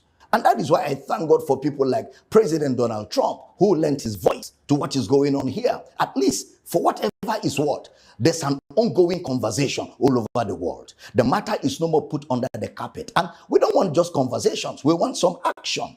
We want some action. And in the midst of all this, it snowballed into the herders and farmers clash. It snowballed into banditry, and everything becomes very complicated. Very complicated. And people are dying by the day. There are people in northern Nigeria, places like Borno State, places like Plateau State, places like Benue State, places like southern Kaduna, where whole villages have been taken over by some of these bandits, by some of these Islamic extremists, by some of these Boko Haram people. They've taken over whole villages, driven the villagers away. And somebody said there is no such thing in Nigeria. Why do we have IDP camps? Why do we have IDP camps? When we never had an earthquake, we never had an earth tremor, why do we have IDP camps when there is no natural disaster? Other than the fact that people are being made victims of what they have no knowledge of. In a secular state like Nigeria, where all religions are permitted to be practiced, this ought not to be allowed. This ought not to be allowed at all. Our government have a duty. Now, when you live in a country like that, where you don't know what becomes of you the next day, you go out, you don't know if you're going to come back. Where you go to church, you're not sure if you're going to come back. When you live in such a country, it's almost as if there's no government. And because the first responsibility of government is security of lives and properties. That's the first responsibility of government, whether at the federal level, at the state level, or at the local government level. Because the population don't have access to arms. But unfortunately, some of these bandits, some of these terrorists, some of these extremists, they are carrying AK-47s, and you wonder, where did they get them from? In fact, it's unfortunate that at a point in Nigeria, there was even a local government in Borno State where Boko Haram drove all our Nigerian security forces and put their flag there. It's very unfortunate. And the government of Nigeria needs to do something quickly. Otherwise, where this is taking us to, we do not know. This has to come to an end. The ADP camps need to be emptied. Let people go back to their homes. Let people go back to their villages. Let people go back to their farmlands. Let people go back to their habitations so that they can live normal lives. So they can live the life they are supposed to live on earth. You know, this is very important. And this conversation is so critical at this time. And it's critical that I add my voice to it as a victim of this situation in a country like Nigeria. And I'm believing God that the day has come when this menace will surely come to an end. God bless the Federal Republic of Nigeria. Amen. Abel Damina is my name. Look. I couldn't wait to get back home and be a part of the ongoing conversation. There's been this conversation going on whether there's a genocide in Nigeria or there's no genocide in Nigeria. And I listen to certain individuals who say there's no such thing in Nigeria. Well, whether you call it genocide or you don't call it genocide, let me speak as a victim. I am not just a student of research, but I'm speaking as a victim of these gruesome circumstances around the Nigerian people, where innocent lives have been taken away by some people who think they have more right than others in this nation. And some people have reduced it to herders and farmers clash. No, sir. This has been ongoing. I grew up in northern Nigeria. My father was a pastor with the Assemblies of God Church. One morning we just woke up in Assemblies of God Church, Samaru Zaria. This somewhere adjacent the north gate of Samaru Zaria. My father was a pastor. All of a sudden we woke up in the morning, no provocation, nothing. And the next thing we were hearing was people were just running all over our house and the church with machetes and all of that. The next thing was they started pouring petrol all over the building, both the church and the house, because our house was attached to the church. And the next thing was flames. Everything was burned right down to ashes. We narrowly escaped, found a place where we could shelter ourselves in the military barracks. Eventually, they brought us back to the lecturers' quarters of ABU Zaria. And we had to camp with a family for weeks and months before we could rebuild and start life all over again. That is long. I'm talking about 1986, 87. What about the Metasine situation? Metasine was a sect of the Islamic religion who went around burning and destroying and killing Christians back in the 80s. This is far before there was anything like farmers and herders clash. Then fast forward. What about in the year 2000, where over 2,000 people were killed in Kaduna? Year 2000. What about the over 300 people that were victims of the Miss World in November 2002? All of them, they were not a part of the Miss World. They were just on their own. Something happened somewhere else and they became victims of it. Lives were killed, houses were destroyed. And whenever they are carrying out this charade, they will be shouting, Allahu Akbar, Allahu Akbar. And they will carry their matches and carry whatever they have. And they will move in their numbers.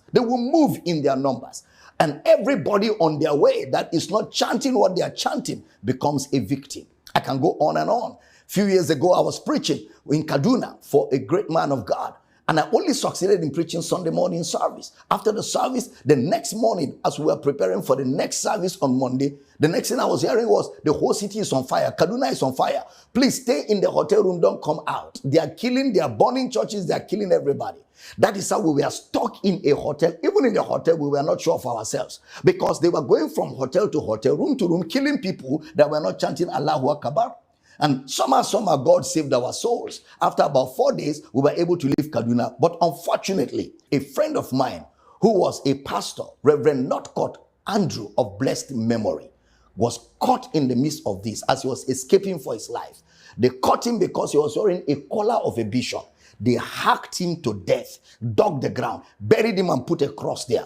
It is that little wooden cross that made people know that there was a corpse in that place. And this, my friend, was buried. These are real life situations. So for somebody to just sit down in the comfort of his home, maybe somewhere in the south, and be saying there's no such thing in northern Nigeria, my brother, you've not been a part of it. We've been right in the heart of the fire. I remembered one night, these Muslim boys were all over the place in my school, and they were shouting Allahu Akbar. They were looking for me. I had to escape. That night, my saving grace was that I found a female hostel and I slept under the bed. By the next day, I left town. For what? I did nothing. No provocation. Just because I am preaching the gospel. And of course, some of them believe that once you are not of the Islamic faith, you are an infidel. And they believe that if you kill an infidel, you will sleep with 7 virgins. All of this kind of indoctrination that leads to violence at the slightest provocation. Whether it has to do with the people or not, you just get on the streets. What about the Reinhard Bonnke crusade? I'm talking about the Reinhard Bonnke crusade in Kano, where people were hacked, macheted, and killed just because a crusade where the gospel of Christ was going to be preached. And that is why I thank God for people like President Donald Trump, who lent his voice to what is going on here. At least, for whatever is what, there's an ongoing conversation all over the world. The matter is no more put under the carpet. And we don't want just conversations. We want some action. And in the midst of all this, it snowballed into the herders and farmers clash. It snowballed into banditry, and everything becomes very complicated. And people are dying by the day. There are people in northern Nigeria, places like Borno State, places like Plateau State, places like Benue State, places like southern Kaduna, where whole villages have been taken over by some of these bandits, by some of these Islamic extremists, by some of these Boko Haram people. They've taken over whole villages, driven the villagers away. And somebody said there is no such thing in Nigeria. Why do we have IDP camps?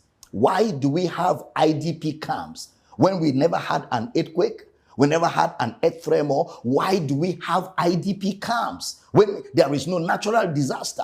Other than the fact that people are being made victims of what they have no knowledge of. In a secular state like Nigeria, where all religions are permitted to be practiced, this ought not to be allowed. This ought not to be allowed at all. Our government have a duty. Now, when you live in a country like that, where you don't know what becomes of you the next day, you go out, you don't know if you're going to come back. When you go to church, you're not sure if you're going to come back. When you live in such a country, it's almost as if there's no government. And because the first responsibility of government is security of lives and properties. That's the first responsibility of government, whether at the federal level, at the state level, or at the local government level. Because the population don't have access to arms. But unfortunately, some of these bandits, some of these terrorists, some of these extremists, they are carrying AK-47s. And you wonder, where did they get them from?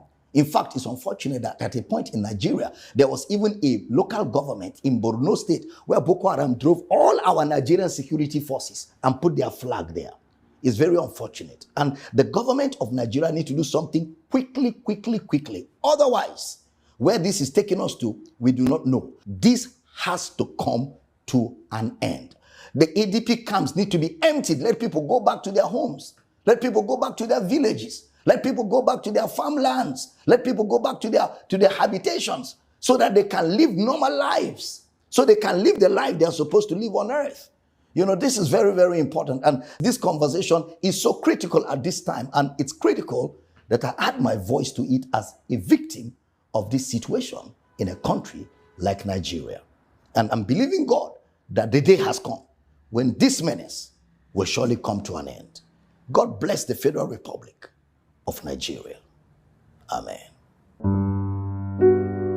Abel Damina is my name. Look. I couldn't wait to get back home and be a part of the ongoing conversation.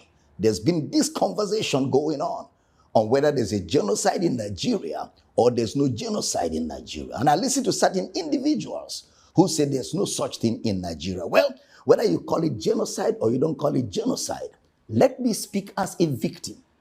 I am not just a student of research, but I'm speaking as a victim of these gruesome circumstances around the Nigerian people where innocent lives have been taken away by some people who think they have more right than others in this nation. And some people have reduced it to herders and farmers clash. No, sir, this has been ongoing. I grew up in northern Nigeria. My father was a pastor with the Assemblies of God Church.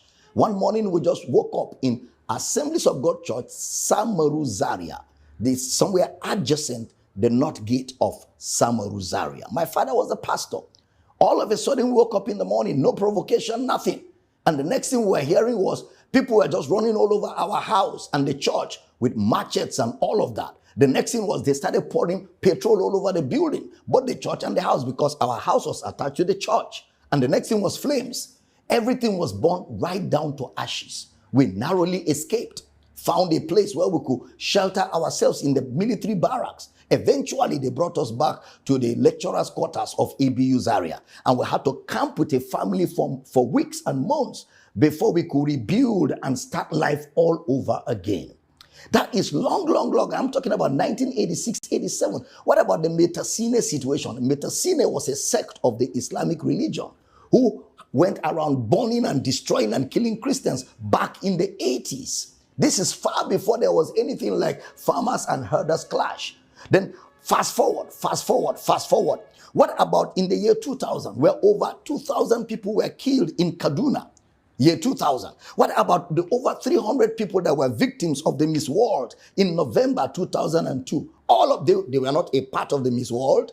They were just on their own. Something happened somewhere else, and they became victims of it. Lives were killed, houses were destroyed, and whenever they are carrying out this charade, they will be shouting, Allahu Akbar, Allahu Akbar, and they will carry their matches and carry whatever they have, and they will move in their numbers. And everybody on their way that is not chanting what they are chanting becomes a victim. I can go on and on. A few years ago, I was preaching in Kaduna for a great man of God. And I only succeeded in preaching Sunday morning service. After the service, the next morning, as we were preparing for the next service on Monday, the next thing I was hearing was, the whole city is on fire. Kaduna is on fire. Please stay in the hotel room. Don't come out. They are killing, they are burning churches. They are killing everybody. That is how we were stuck in a hotel. Even in the hotel, we were not sure of ourselves, because they were going from hotel to hotel, room to room, killing people that were not chanting Allahu Akbar. And somehow God saved our souls. After about 4 days, we were able to leave Kaduna. But unfortunately, a friend of mine who was a pastor, Reverend Northcote Andrew of blessed memory, was caught in the midst of this as he was escaping for his life. They caught him because he was wearing a collar of a bishop. They hacked him to death, dug the ground, buried him and put a cross there. It is that little wooden cross that made people know that there was a corpse in that place. And this, my friend, was buried. These are real life situations. So for somebody to just sit down in the comfort of his home, maybe somewhere in the south, and be saying there's no such thing in northern Nigeria, my brother, you've not been a part of it. We've been right in the heart of the fire. I remembered one night, these Muslim boys were all over the place in my school. and they were shouting Allahu Akbar. They were looking for me. I had to escape. That night, my saving grace was that I found a female hostel and I slept under the bed. By the next day, I left town. For what? I did nothing. No provocation. Just because I am preaching the gospel. And of course, some of them believe that once you are not of the Islamic faith, you are an infidel. And they believe that if you kill an infidel, you will sleep with 7 virgins. All of this kind of indoctrination that leads to violence at the slightest provocation. Whether it has to do with the people or not, you just get on the streets. What about the Reinhard Bonnke crusade? I'm talking about the Reinhard Bonnke crusade in Kano, where people were hacked, macheted, and killed just because a crusade where the gospel of Christ was going to be preached. And that is why I thank God for people like President. I want to say a very big thank you to Biafra Republic government in exile. You did not see our you did not see our Mazi or Pastor Abel Damina speaking up or coming out like this before on this Christian genocide until BRGI opened the door. And as BRGI opens the door now, everybody now have the courage to come out and speak. I love it. So let us read how Nigerian government are preparing and coming after BRGI, so that you know that you have a bigger fight to fight and you have to step up your game. This is Nigerian government launching 2.7 million covert anti-Biafra lobbying campaign. Let's come down here. They say, as Nigeria domestic politics intensify ahead of the 2027 elections, a quiet yet consequential talk of war is unfolding in the corridors of Washington, D.C. While Biafra independence activists openly wage a campaign to cast Nigeria's security challenges as a Christian genocide. Many of you did not want to take us serious. This media house is UK. It's UK. UKWhoWhoOnline.com.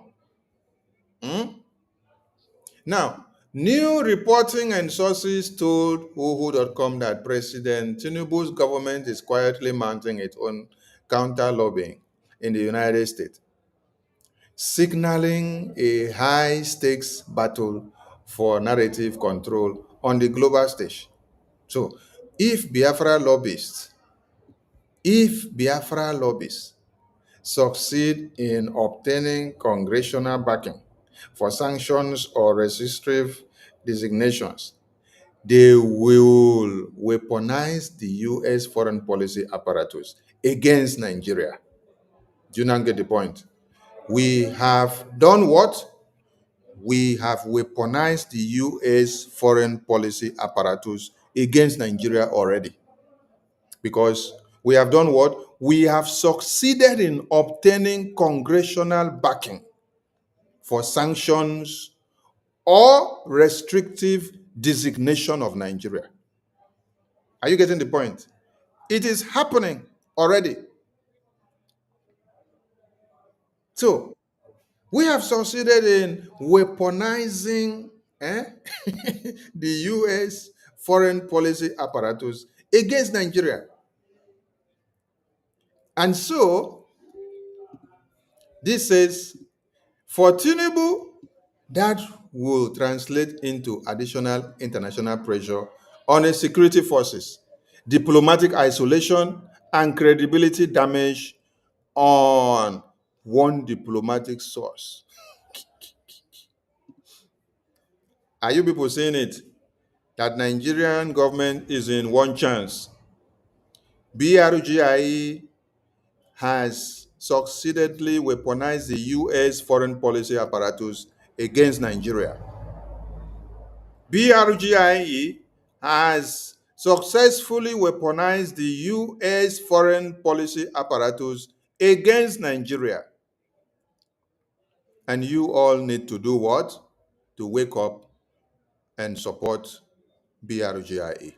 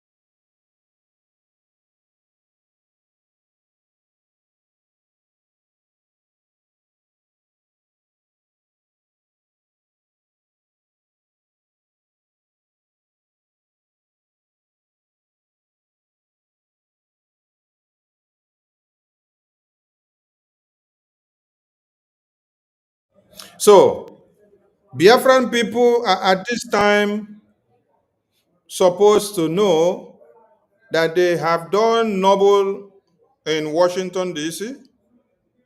Nigeria is in one chance. Some of you don't understand the intricacies of the designation of Nigeria as CPC. While BRGIA carrying Biafra flag are campaigning to destroy Nigeria. Do you know how much and how far you have destroyed Nigeria now? You don't know. This is what you need to understand. You have been able to weaponize the US policy apparatus against Nigeria. And this will affect Nigeria in international pressure on their security forces. Are you listening? Diplomatic isolation and credibility damage.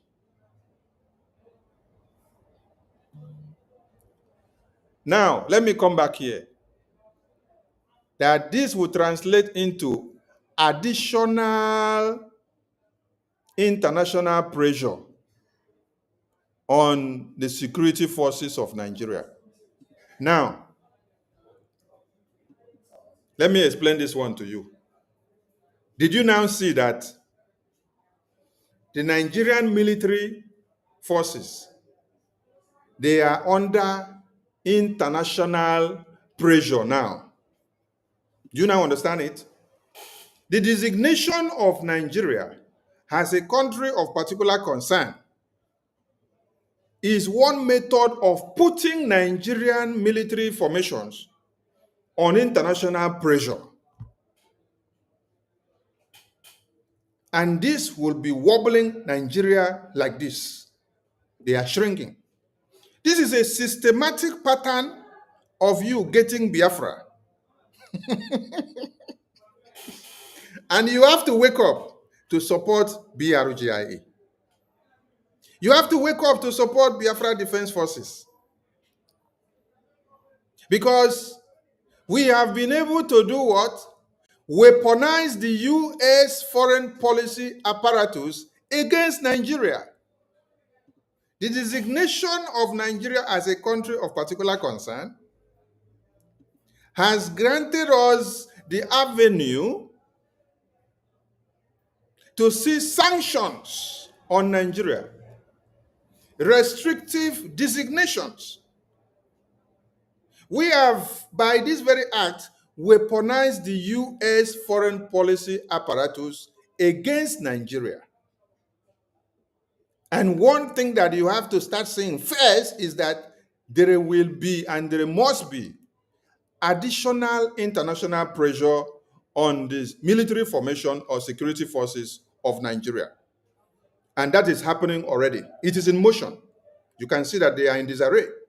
You can see that American government has just proposed a guns are blazing on Nigeria.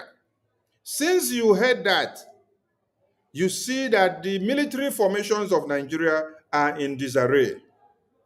You see that Nigerian government alone are in disarray because they cannot defend what is coming. This Biafra, what our forefathers did differently, we are going to also do it stylishly. We are also going to do it stylishly. Our fathers fought with guns and bullets, and they did not have opportunity to have a one-on-one sit-down conversation with the US lawmakers to be able to deliberate and to talk and to discuss anything. But you see today, yesterday you saw my acting prime minister wonderfully dressed, seated in an interview with Gunter, chairman of Austrian Committee on NATO, Kosovo, Ukraine, and EU. And then, if you look again, you see my same APM making his way to Washington, D.C. You see him everywhere. You see him everywhere. Having meeting in Washington, D.C. You see him everywhere. Everywhere there is conference, you see him there, sending the message and explaining something.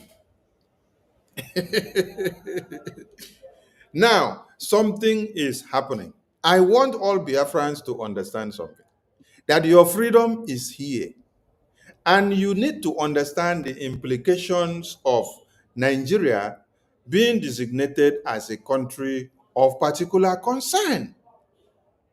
First thing that you should understand is that you, by this act, after your congressional briefing, putting Nigeria the way it is, after the congressional testimony, putting Nigeria the way it is, and then after the US Congress have now looked into the genocidal pact that you placed before them on the table and reviewed and see that everything that you presented are factual. There is nothing fictional about it. They've come to the conclusion of dealing with Nigeria. And what is that to your advantage?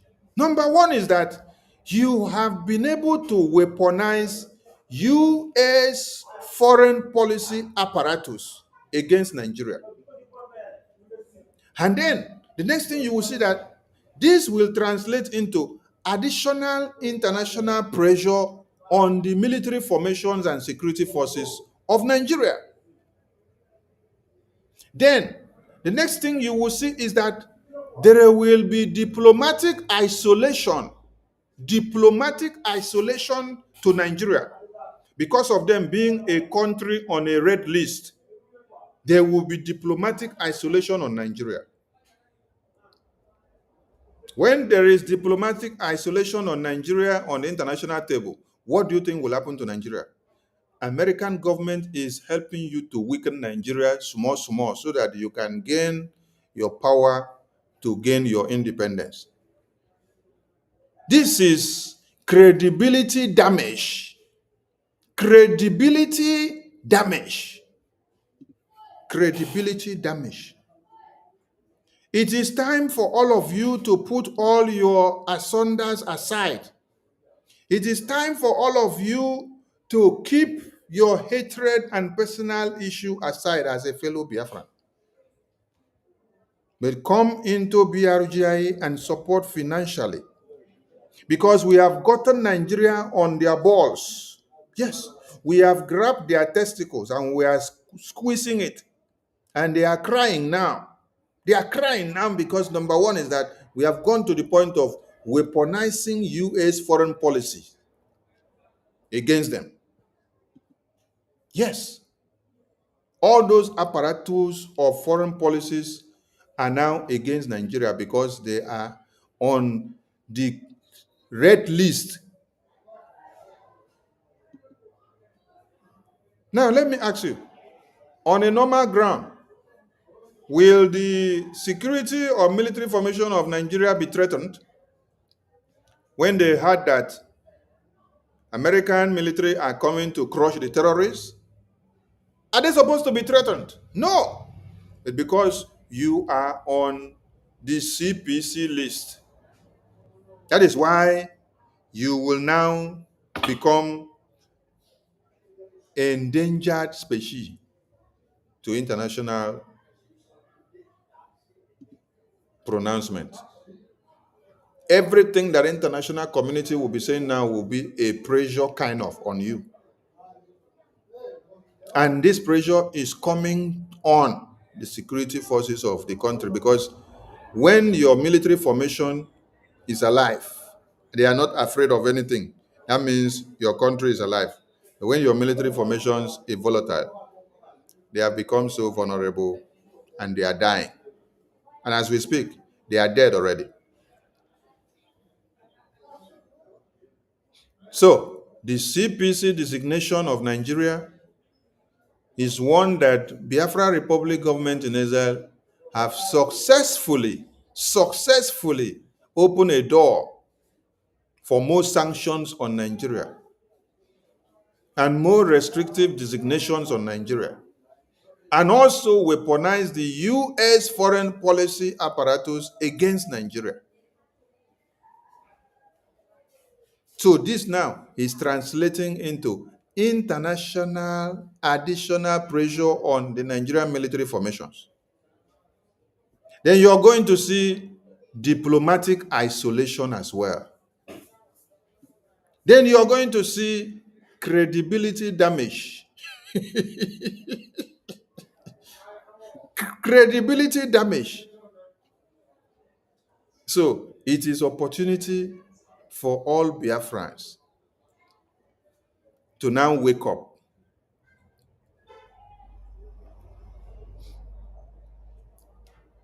It is opportunity for all Biafrans to now wake up and put their hands together and support BDF and BRGI. Because we have done Nigeria something very bad. This is the opportunity for all of you to come together and deal with Nigerian terrorist government. You see, the kidnapping of Mazi Nnamdi Kanu count as one crime against Nigerian government, which we stipulated on the congressional testimony. So when you see American government and other, see now, you see when they say where America stand or when America speaks, others follows. Let me explain to you. Since when we went to Europe to have the Helsinki Convention, we went to Europe to have the Latte Convention of the Declaration of Biafra.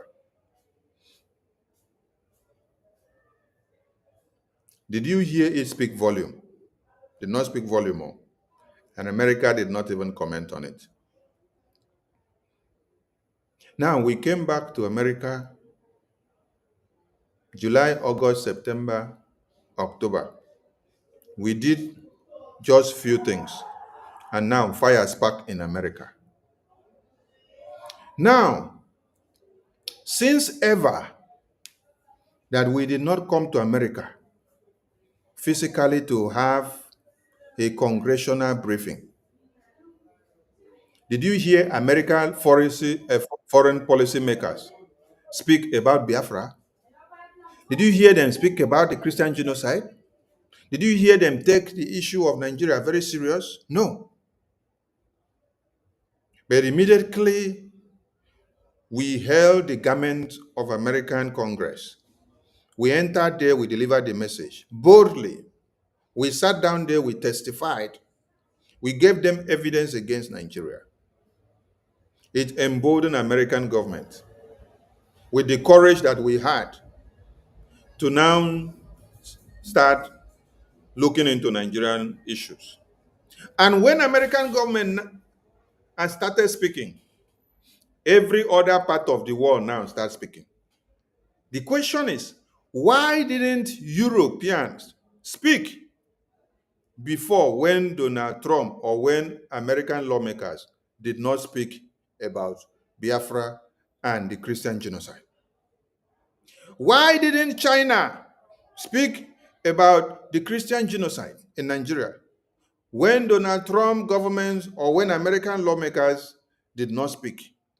Why didn't Russia speak about the genocide in Nigeria when American lawmakers did not speak after we had engaged them? Are you telling me that the UK government, that the Chinese government, that the European government, the Asia, the Australia, the Russia, the Antarctica, every continent of this world, that they are not aware of the atrocities of Nigeria for years? Why didn't they speak when American government did not speak?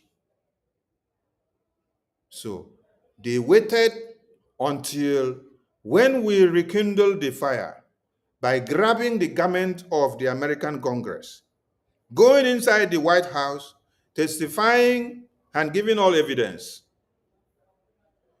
American government now sat back. They review our congressional briefing.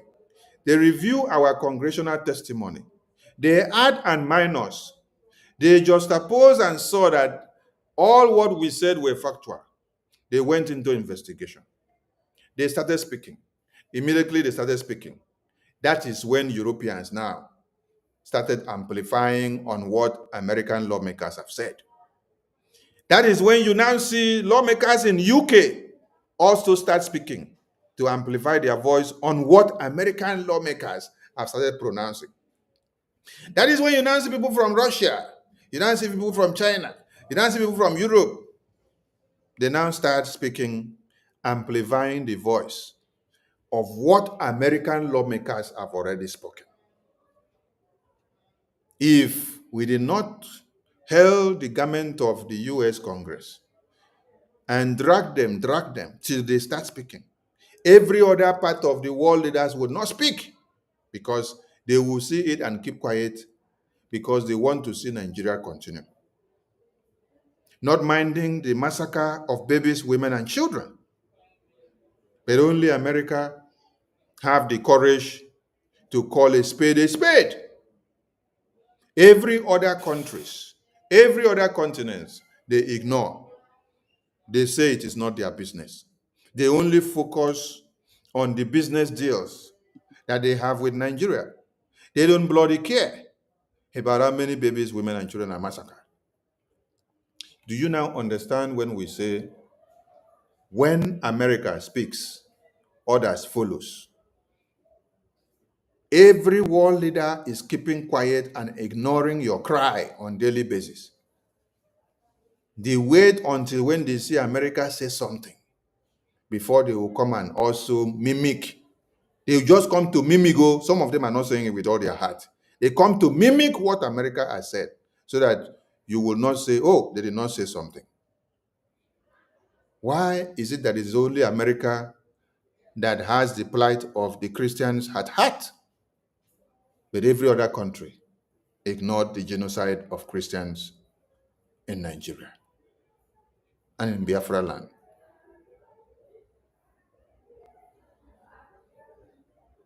For the past years, all the countries of the world have continued to enjoy diplomatic engagement and businesses with Nigerian government.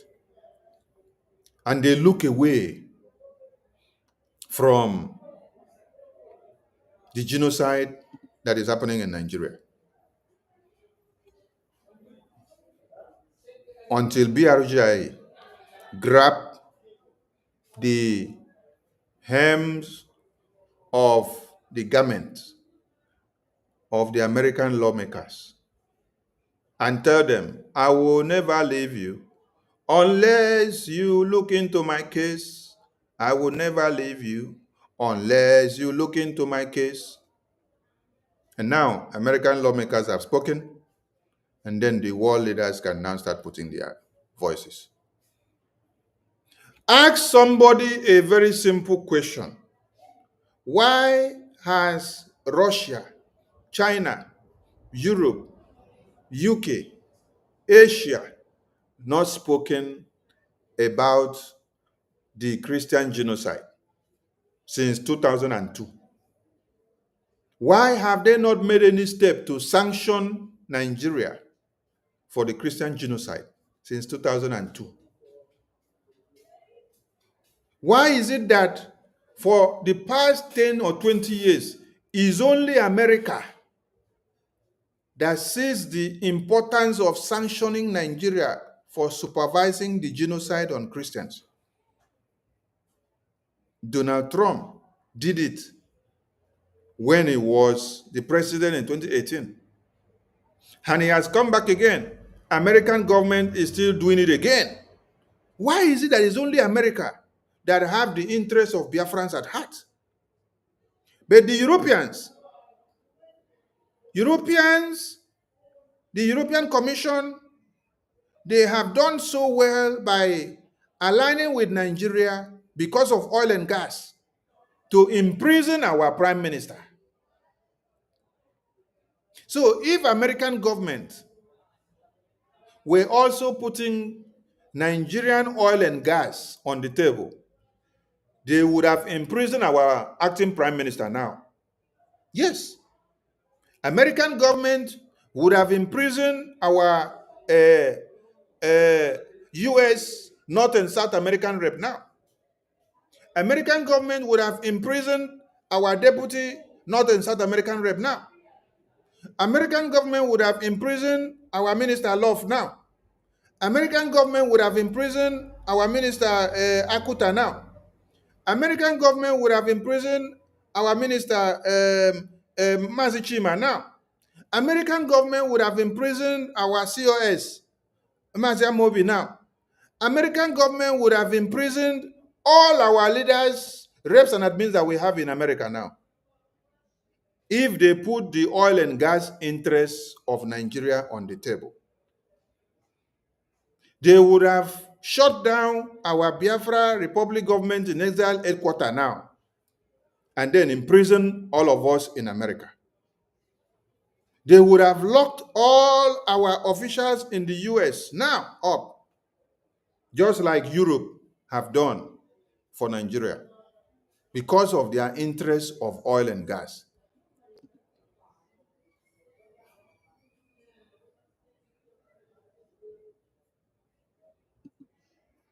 Do you think that if Mazi Nnamdi Kanu was in America or he was using American passport, that the UK government would have succeeded in working out the handing over of Mazi Nnamdi Kanu to Nigerian government to kidnap in Kenya? Since Mazi Nnamdi Kanu was kidnapped in Kenya, what have you heard from the UK government as their own citizen and national using their passport who was kidnapped?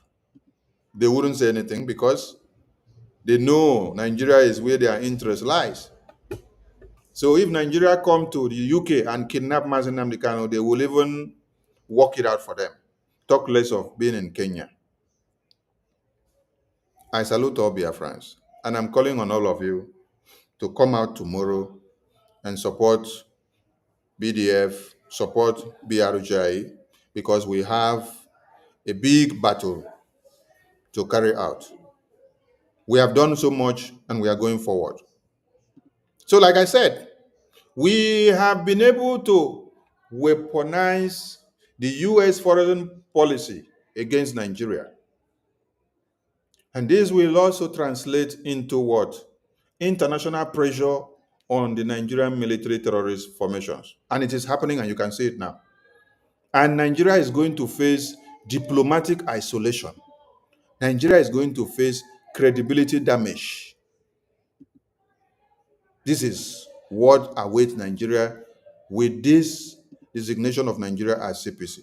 So it is opportunity for every Biafran to key in and fast forward the trend, fast forward this movie of how you want to watch it to come to the final stage. Come in and support Biafra now more than before, because the table is open for us to dine. Now, whoonline.com has learned that over the past year, the Biafra Republic government in exile, led by Simon Ekpa, contracted U.S. lobbying firm Moran Global Strategies, helmed by U.S. Congressman Jim Moran, to advance its separatist agenda. Then, multiple U.S. congressional sources confirmed to whoonline.com that BRGIE and Moran Global Strategies have fed U.S. Republicans, including Senator Ted Cruz, data and testimonies depicting alleged massacres of Christian communities in Nigeria. So, Cruz Religious Freedom Accountability Act bears the fingerprint of BRGIE narrative. Are you reading the news very well and are you understanding it? Okay. The bill accuses Nigeria of mass murder, seeks to sanction security officials, and recommends reclassifying Nigeria as country of particular concern. Public materials, including Biafra referendum dossier, claiming over 50 million participants, have been submitted to the U.S. regulatory filings under FARA to shape the perception. But this narrative push carries obvious danger. Once accepted in U.S. policymaking circles, such framing can attract sanctions, humanitarian interventions, or diplomatic pressure against Nigeria. Do you now understand the significance of designating Nigeria as CPC and what BRGI is doing to Nigeria? Okay. Now, facing this mounting assault on Nigeria's image, the presidency of Nigeria has not stayed idle. In January 2025, a media expose claimed President Tinubu's team engaged multiple U.S. lobbies and PR firms, reporting $2.7 million outlay to rehabilitate his image in Washington, D.C., after scandals over certificate irregularities and drug allegations. This is the kind of president that you people have in Nigeria.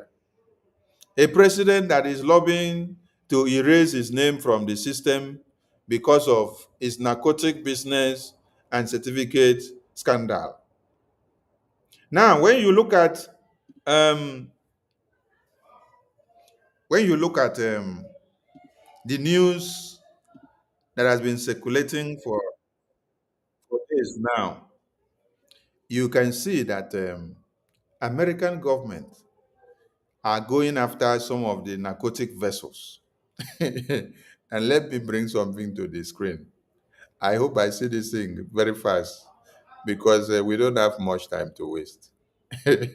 So, if your president is a drug lord and is finding a way to clean his name from the US system so that the US government will not get him. And then now, Nigerian government is in a quagmire and they are going to face international sanctions and they are already facing international sanctions. What will be the fate of Nigerians when your presidency cannot visit America because of his drug case file? Who will now go and sit down like Ramaphosa went to America, White House, to sit down with Donald Trump and deliberate and iron out diplomatic issues that has to do with his country, South Africa? He spoke as a man. He spoke one-on-one physically with Donald Trump. Every question that Donald Trump asked him, he was able to answer and clear every doubt and every misconception. How can your drug lord president, who has a case file in the US, now be able to enter America in this very dispensation to sit down and discuss Nigeria on the table? Whether Nigeria has done it wrong or done it bad or done it good or made mistakes. How can he enter America to sit down and table your case and to discuss? Do you know why he cannot enter America? There's something here on the screen. This happened, I think, 3 or 4 days ago. The United Kingdom suspends some intelligence sharing with the US over boat strike concerns in major break. Now, this boat strike concern, why did US strike this boat? US struck this boat because this boat was carrying narcotics. This boat was carrying drugs, according to the news. So, the US government strikes every boat or ship that they see that is carrying drugs to enter into America or to even to pass by, which they know that is going to destroy the life of humanity. So if only a boat that is carrying the drugs, American government strikes the boat, what do you think will happen to your president of Nigeria when he now enters America? When he himself, he is the drug lord.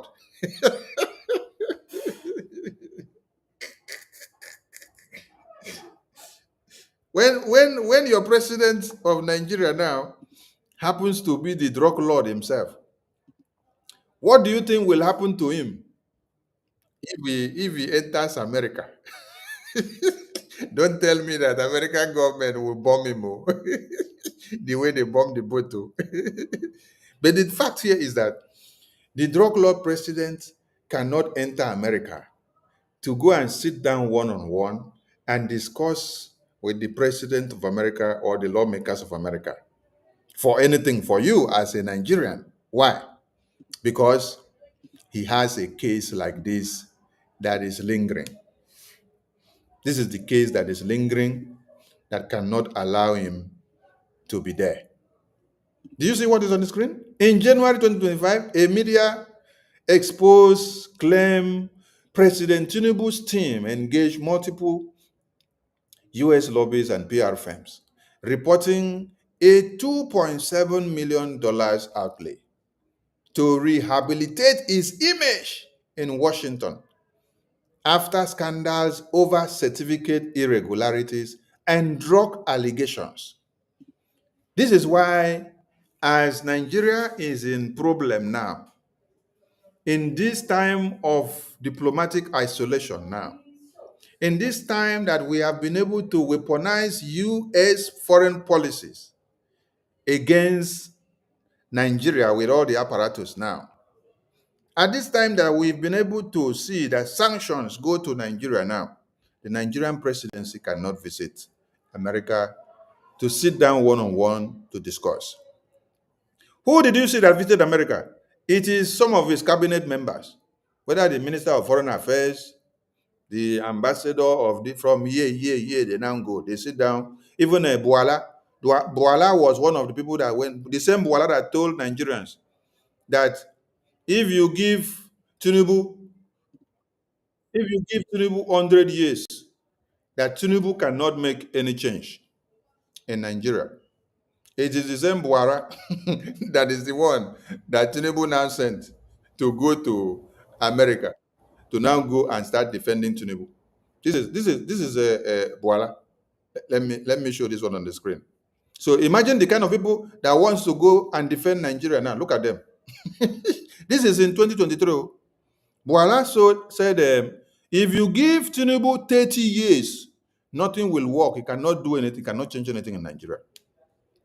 This is the person now that Tinubu sends, since he sees that his drug document cannot allow him to enter America to go and save all of you. This is the person he now sent to now go and talk for Nigeria. Chai! Hello, Mero.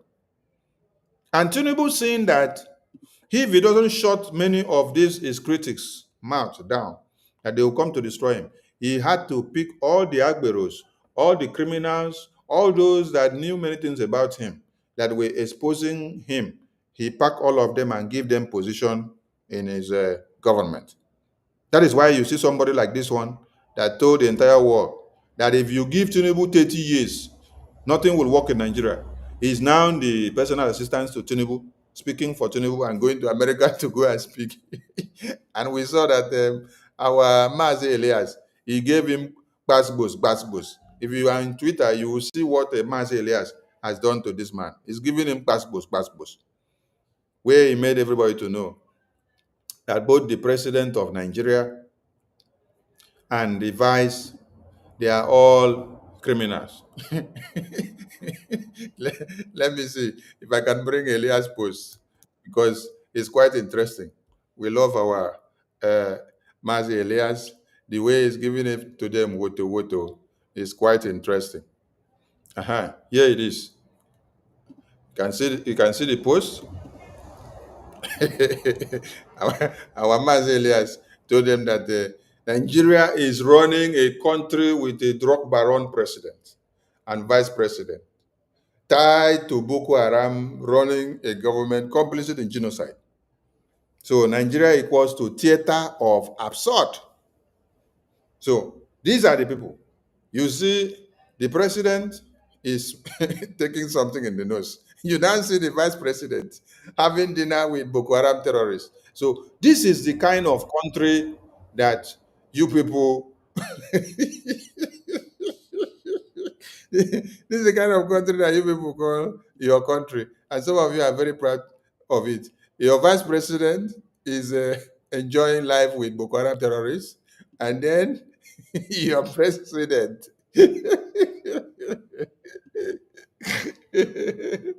Oh my God. Anyway, let me go back to what I was reading, because you guys are making me enjoy this evening broadcast so much. So, the contract was said to include Lenape Legal Davis Pauling, among others. And according to that report, one or some of these contracts were signed under the label of the government of Nigeria. The contract were signed under the label of the government of Nigeria. So possibly to Mark's personal involvement. So if true, this suggests that Tinubu's team judges that the Biafra cruise narrative threat is severe enough to deploy heavy U.S. influence machineries. But before Tinubu could sleep and wake up, the Biafra cruise narrative, as they call it, has already fostered. It has already yielded the fruit because they were sleeping. They undermined Biafra Republic government in exile. When they saw our APM going to Washington, D.C., then he will come back and then give them only photo to watch. He will deceive them with photos. They will be watching his photos online. And they will say, oh, only photo. You are snapping only photo. This photo doesn't make anything. Only photo is what you went to do. Did you think that he will come and play the audio and the video of the meeting discussion that they had? He'd come and deceive you people with only photo. Then you now went back to sleep. You say, that Biafra Republic government in Israel. Okay, Nkere is not doing anything. He's only slapping photo. He's only slapping photo. He's snapping photo. He's carrying bag. He's snapping photo.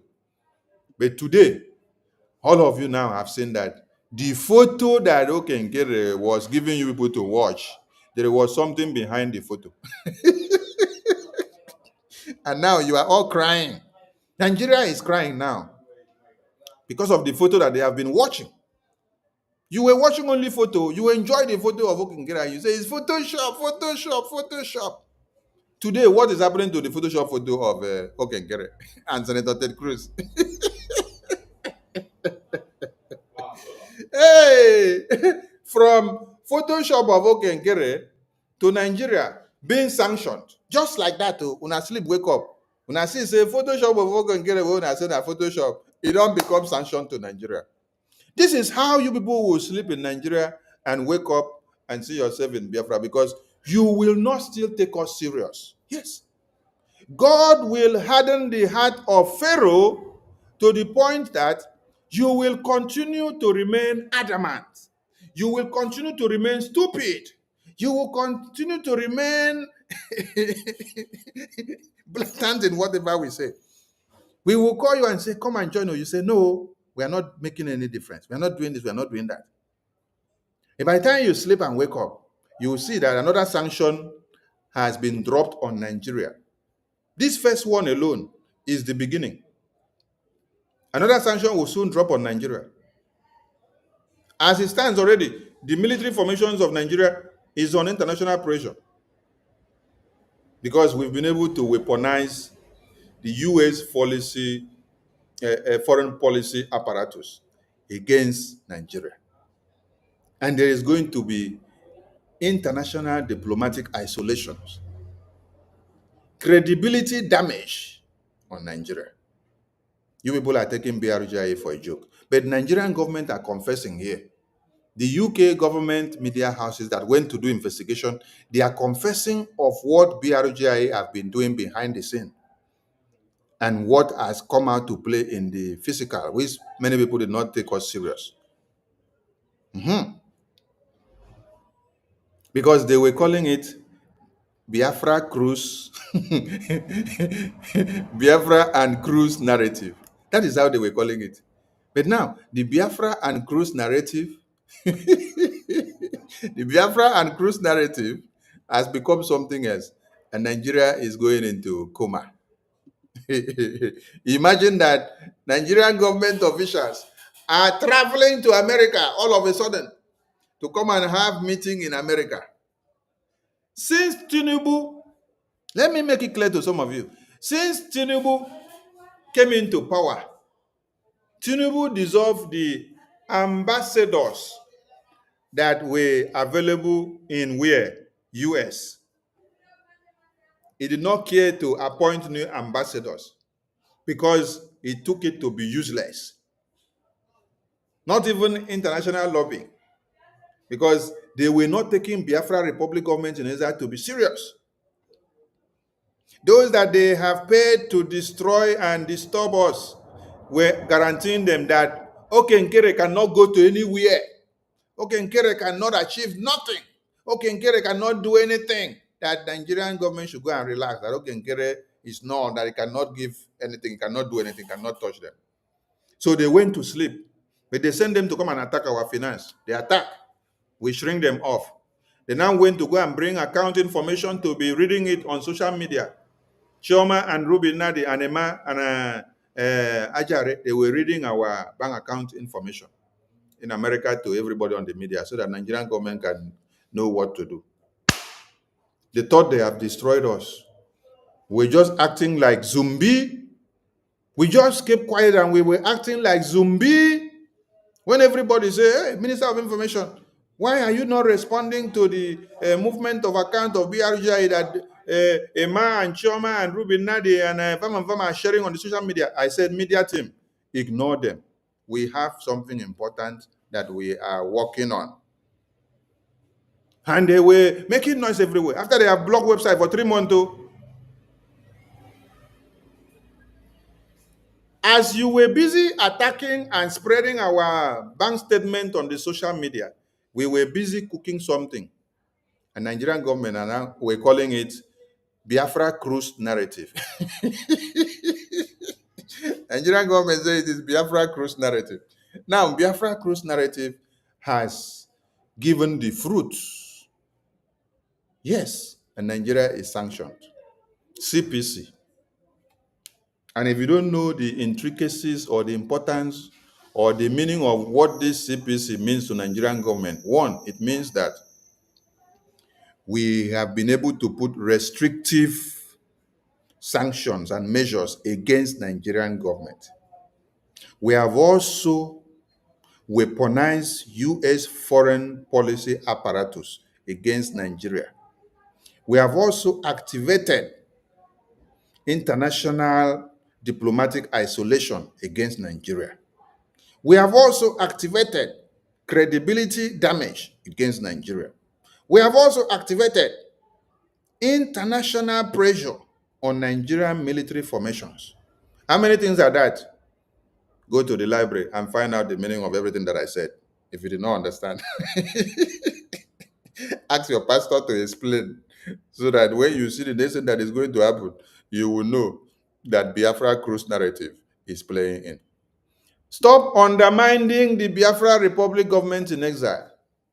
Stop undermining this very cabinet. They are few, but very strong. Yes, Okenkere did not need a professor. He did not need a doctor. He did not need an engineer inside his cabinet before he was able to have a congressional briefing. First in history congressional briefing and testimony that Biafrans were able to enter the U.S. Capitol to go and submit Biafra matters and indigenous Nigerian matters. Okay? Okenkere did not need doctors and professors to do that. No. But he only needed his cabinet who stand by him and give him the support with our lobbies and attorney, and the rest follows. And many of you that contribute financially and trusted in him and trusted in what we are doing. Are you getting the point? So, come tomorrow and give all your support, because the best is yet to come. You are just seeing the beginning of it. They said the Nigerian government has denied the Christian genocide accusations. Foreign Minister and Information Ministry have characterized them as false, politically motivated smears. Diplomatically, Nigeria has signaled readiness to counter these claims. But have they been able to counter it? They are running to America, coming everywhere, left, right, and center. Now they are sleeping in America. They are trying diplomatic channels and perhaps engaging its own Washington-based advocates, but it is not yielding fruit. Thus, Tinubu's response appears dual. He said, public pushback and private influence operations. Tinubu's pivot to Washington lobbying suggests he recognizes the external battleground of narrative control, okay, which is BRGI. The fight is no longer confined to Abuja. It now spans Capitol Hill, the State Department, and the U.S. media. Do you understand the point now? Tinubu has now come to acknowledge that BRGIE are not only calling on Biafrans in the homeland to stand against Nigeria by implementing a civil disobedience and also brainstorming in their defense to defend Biafra land. Tinubu has also come to acknowledge and tell the world that the fight of Biafra is not just in Nigeria, targeting Abuja now, their capital.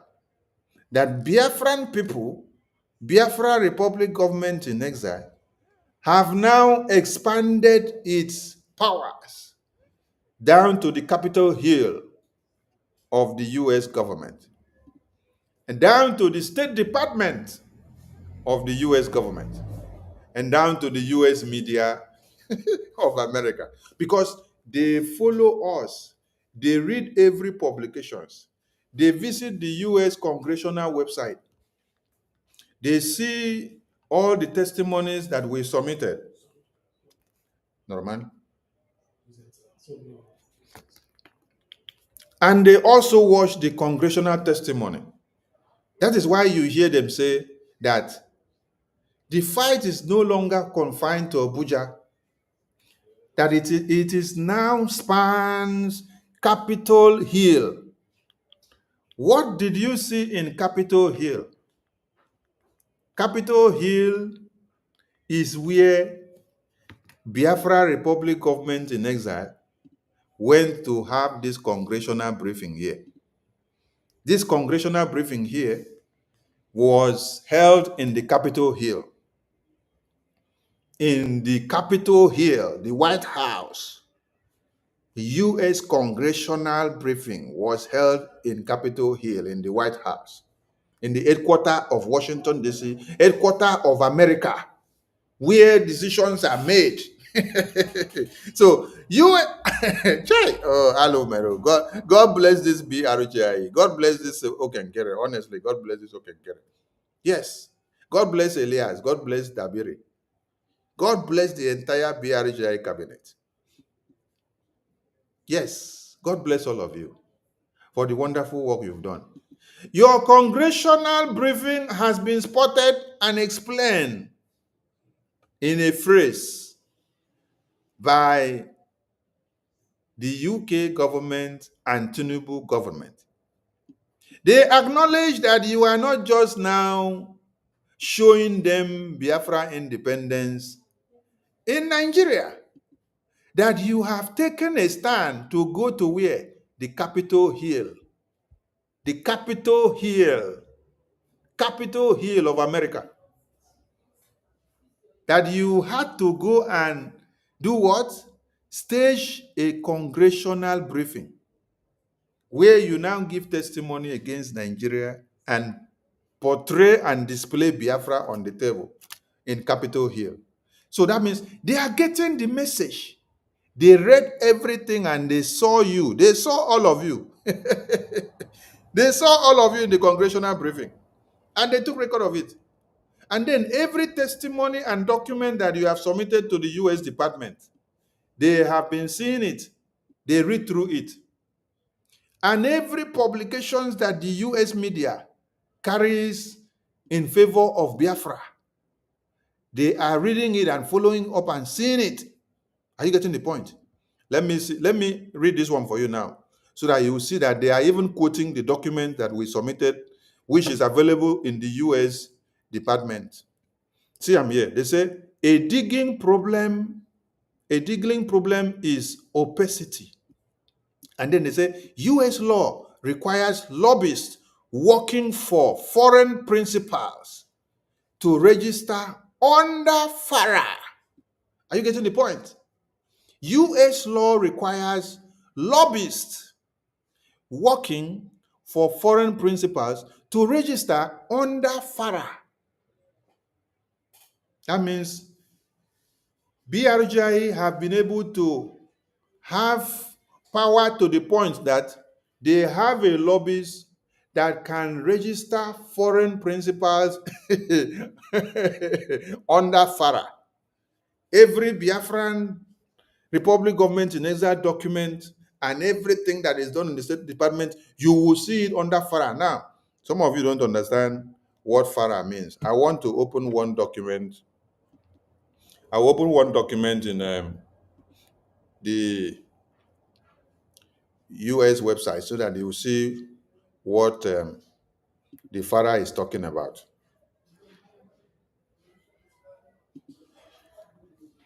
Let me go to our US website, our government website. Now, this is our government website. Now, I believe everyone can see the screen. Okay. Now, here, we say BRGIE in talks with US government over deal and makes offer public. When I click on this photo, so it will open the document file inside the FARA website. The FARA is the US government website. So that file that I click, that photo I click in our website, this is where it has taken me to. So it's now available in the US government website. That is, if you look at what I'm displaying here now, They say received by NSD FARA Registration Unit 07/21/2025. Then they say this material is distributed by Moran Global Strategies Incorporation on behalf of Biafra Republic Government in Exile. Additional information is available at the Department of Justice, Washington, D.C. This is a document of the deal that BRGI submitted to the US government. And this document is well documented in the American government website. So, Nigerian government are telling you that they have done investigation to see that before any foreign principal is able to register any document in the American government system, they must have gotten a well-renowned lobbyist who will now be able to work everything, align and file everything to be in line with the US government ethics, that those things will be available in the US government system. So you see where they quoted the FARA? You see the FARA now. Can you all see the FARA now, which I read from there? So these people have been sitting down to follow and read and investigate everything that BRGIA are doing. And they are checking everything as if they are not checking. And they are speaking now that the time of speaking is now coming. Now, let me go back. Let me now go back to where I was reading. You now see where the FARA came from. That is where I wanted you to see. That is the US government website. See it here now. They say US law requires lobbyists working for foreign principals to register under FARA. Do you now see how they are panicking about waking up to see that a deal and every document and every testimony and petition that BRGIA are submitting to the US government, that these documents are found online in US Department website, the Justice Department, and everywhere. Go and check online in US, you will find it. It is not hidden. It is open for everybody to go and read. So they can access it from Nigeria. They can read through it and see everything that we are doing and know that we are not joking. We are not doing underground. We are not hiding our faces, but we are actually working things out. So you see the cry of Nigerian government. Okay, they've understood that BRGI have gone very far. So they say, but if Nigeria's contracts are channeled via shell entities or labeled image management, true accountability becomes elusive. Yes. The possibility of undisclosed influence peddling looms. Within Nigeria, these Washington skirmishes reinforce a message that Tinubu is playing a global chess game, not just a national one. Opposition voices may interpret it as diversion from pressing governance issues. Yet, the presidency may argue that the safeguarding Nigeria's image and sovereignty against external narrative is itself a national duty. So, this is where we are now, which you all have to understand and see what is actually happening. Because there is fire on the mountain and Faunyash is burning, and they don't want to listen and hear that their nyash is burning, and it is actually burning. This is where you need to see it, and this is where you need to look at it and understand.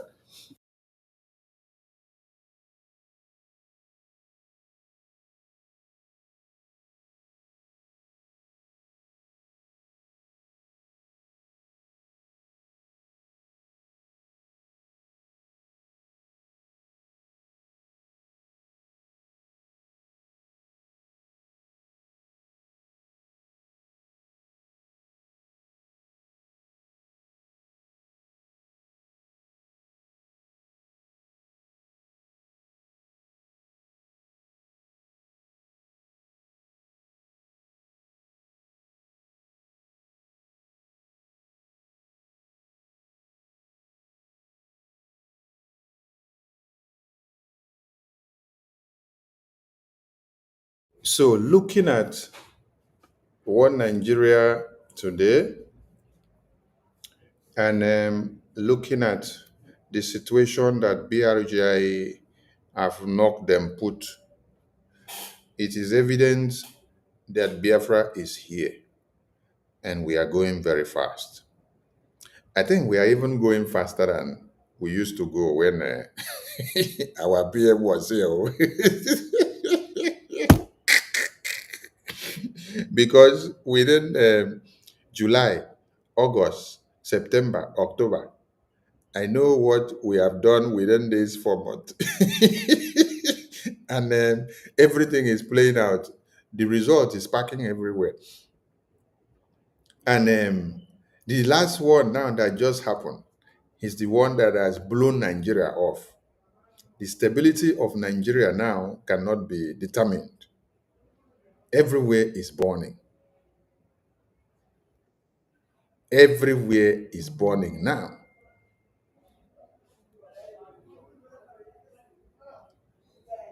Why didn't Nigerian government be traveling to America before to go and plead America to come and stand with them to fight the terrorists? Instead, they were blocking the reportage of the Christian genocide, the Biafran genocide, away from the American government. There is power in lobbying, and we must continue. So we call on all Biafrans to wake up. God has given you the enablement, most especially those of you that are in America, UK, Europe, Asia, Australia. If you know you're not in Africa, where our life is deplorable, but you are in the Western world, remember that God placed you in the Western world for a reason like this, for a time like this, so that you can be a candle light to light up the freedom of the Biafran people. Come out from wherever you are. Come and join our fundraising tomorrow and support the Biafran cause. Yes, it is a cause that is legitimate. It is a cause that we all must fight for. It is a cause that we need to use to be able to liberate and free our people. If we stop what we are doing, the genocide that is happening in the far north, if we stop what we are doing, the genocide that is happening in the far north and in the middle belt, it will shift down to Biafra land because we are actually the people that they are targeting. The reason why you see that the genocide has now concentrated so much in the middle belt is because we have resisted them from entering Biafra land.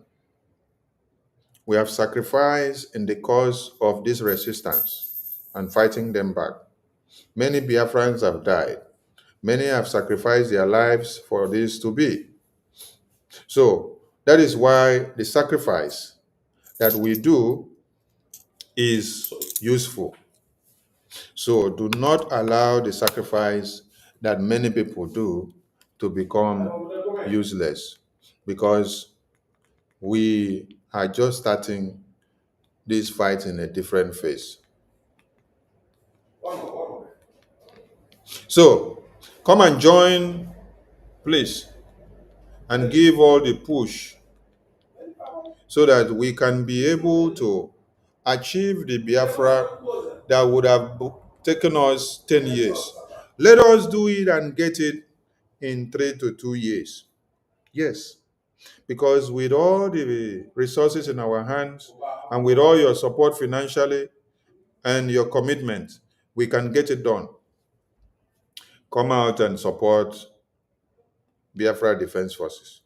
Come out and support the Biafra Republic government in exile. Come out and support our men and women that are putting their lives on the line to see that the Biafra land is defended and protected against these terrorists.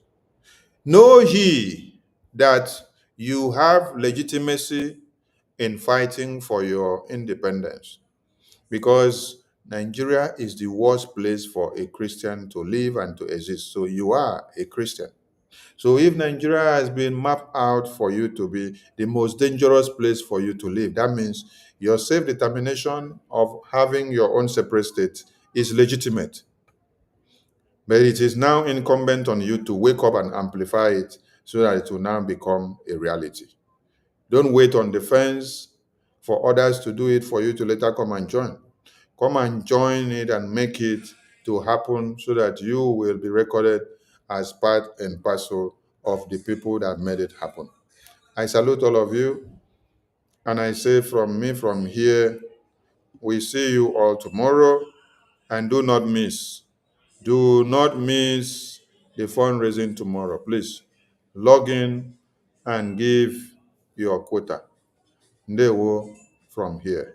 From me, it is good morning, good afternoon, good night to some of you, and good evening. Ndewo. Anywhere in Biafra land we confront Fulani terrorists, we shall meet them head on. We know that they are part of the police and the army. Danjuma himself, General T.Y. Danjuma himself, testified before the British Parliament that the army of Nigeria and the police are colluding in the conquest of indigenous populations in Nigeria.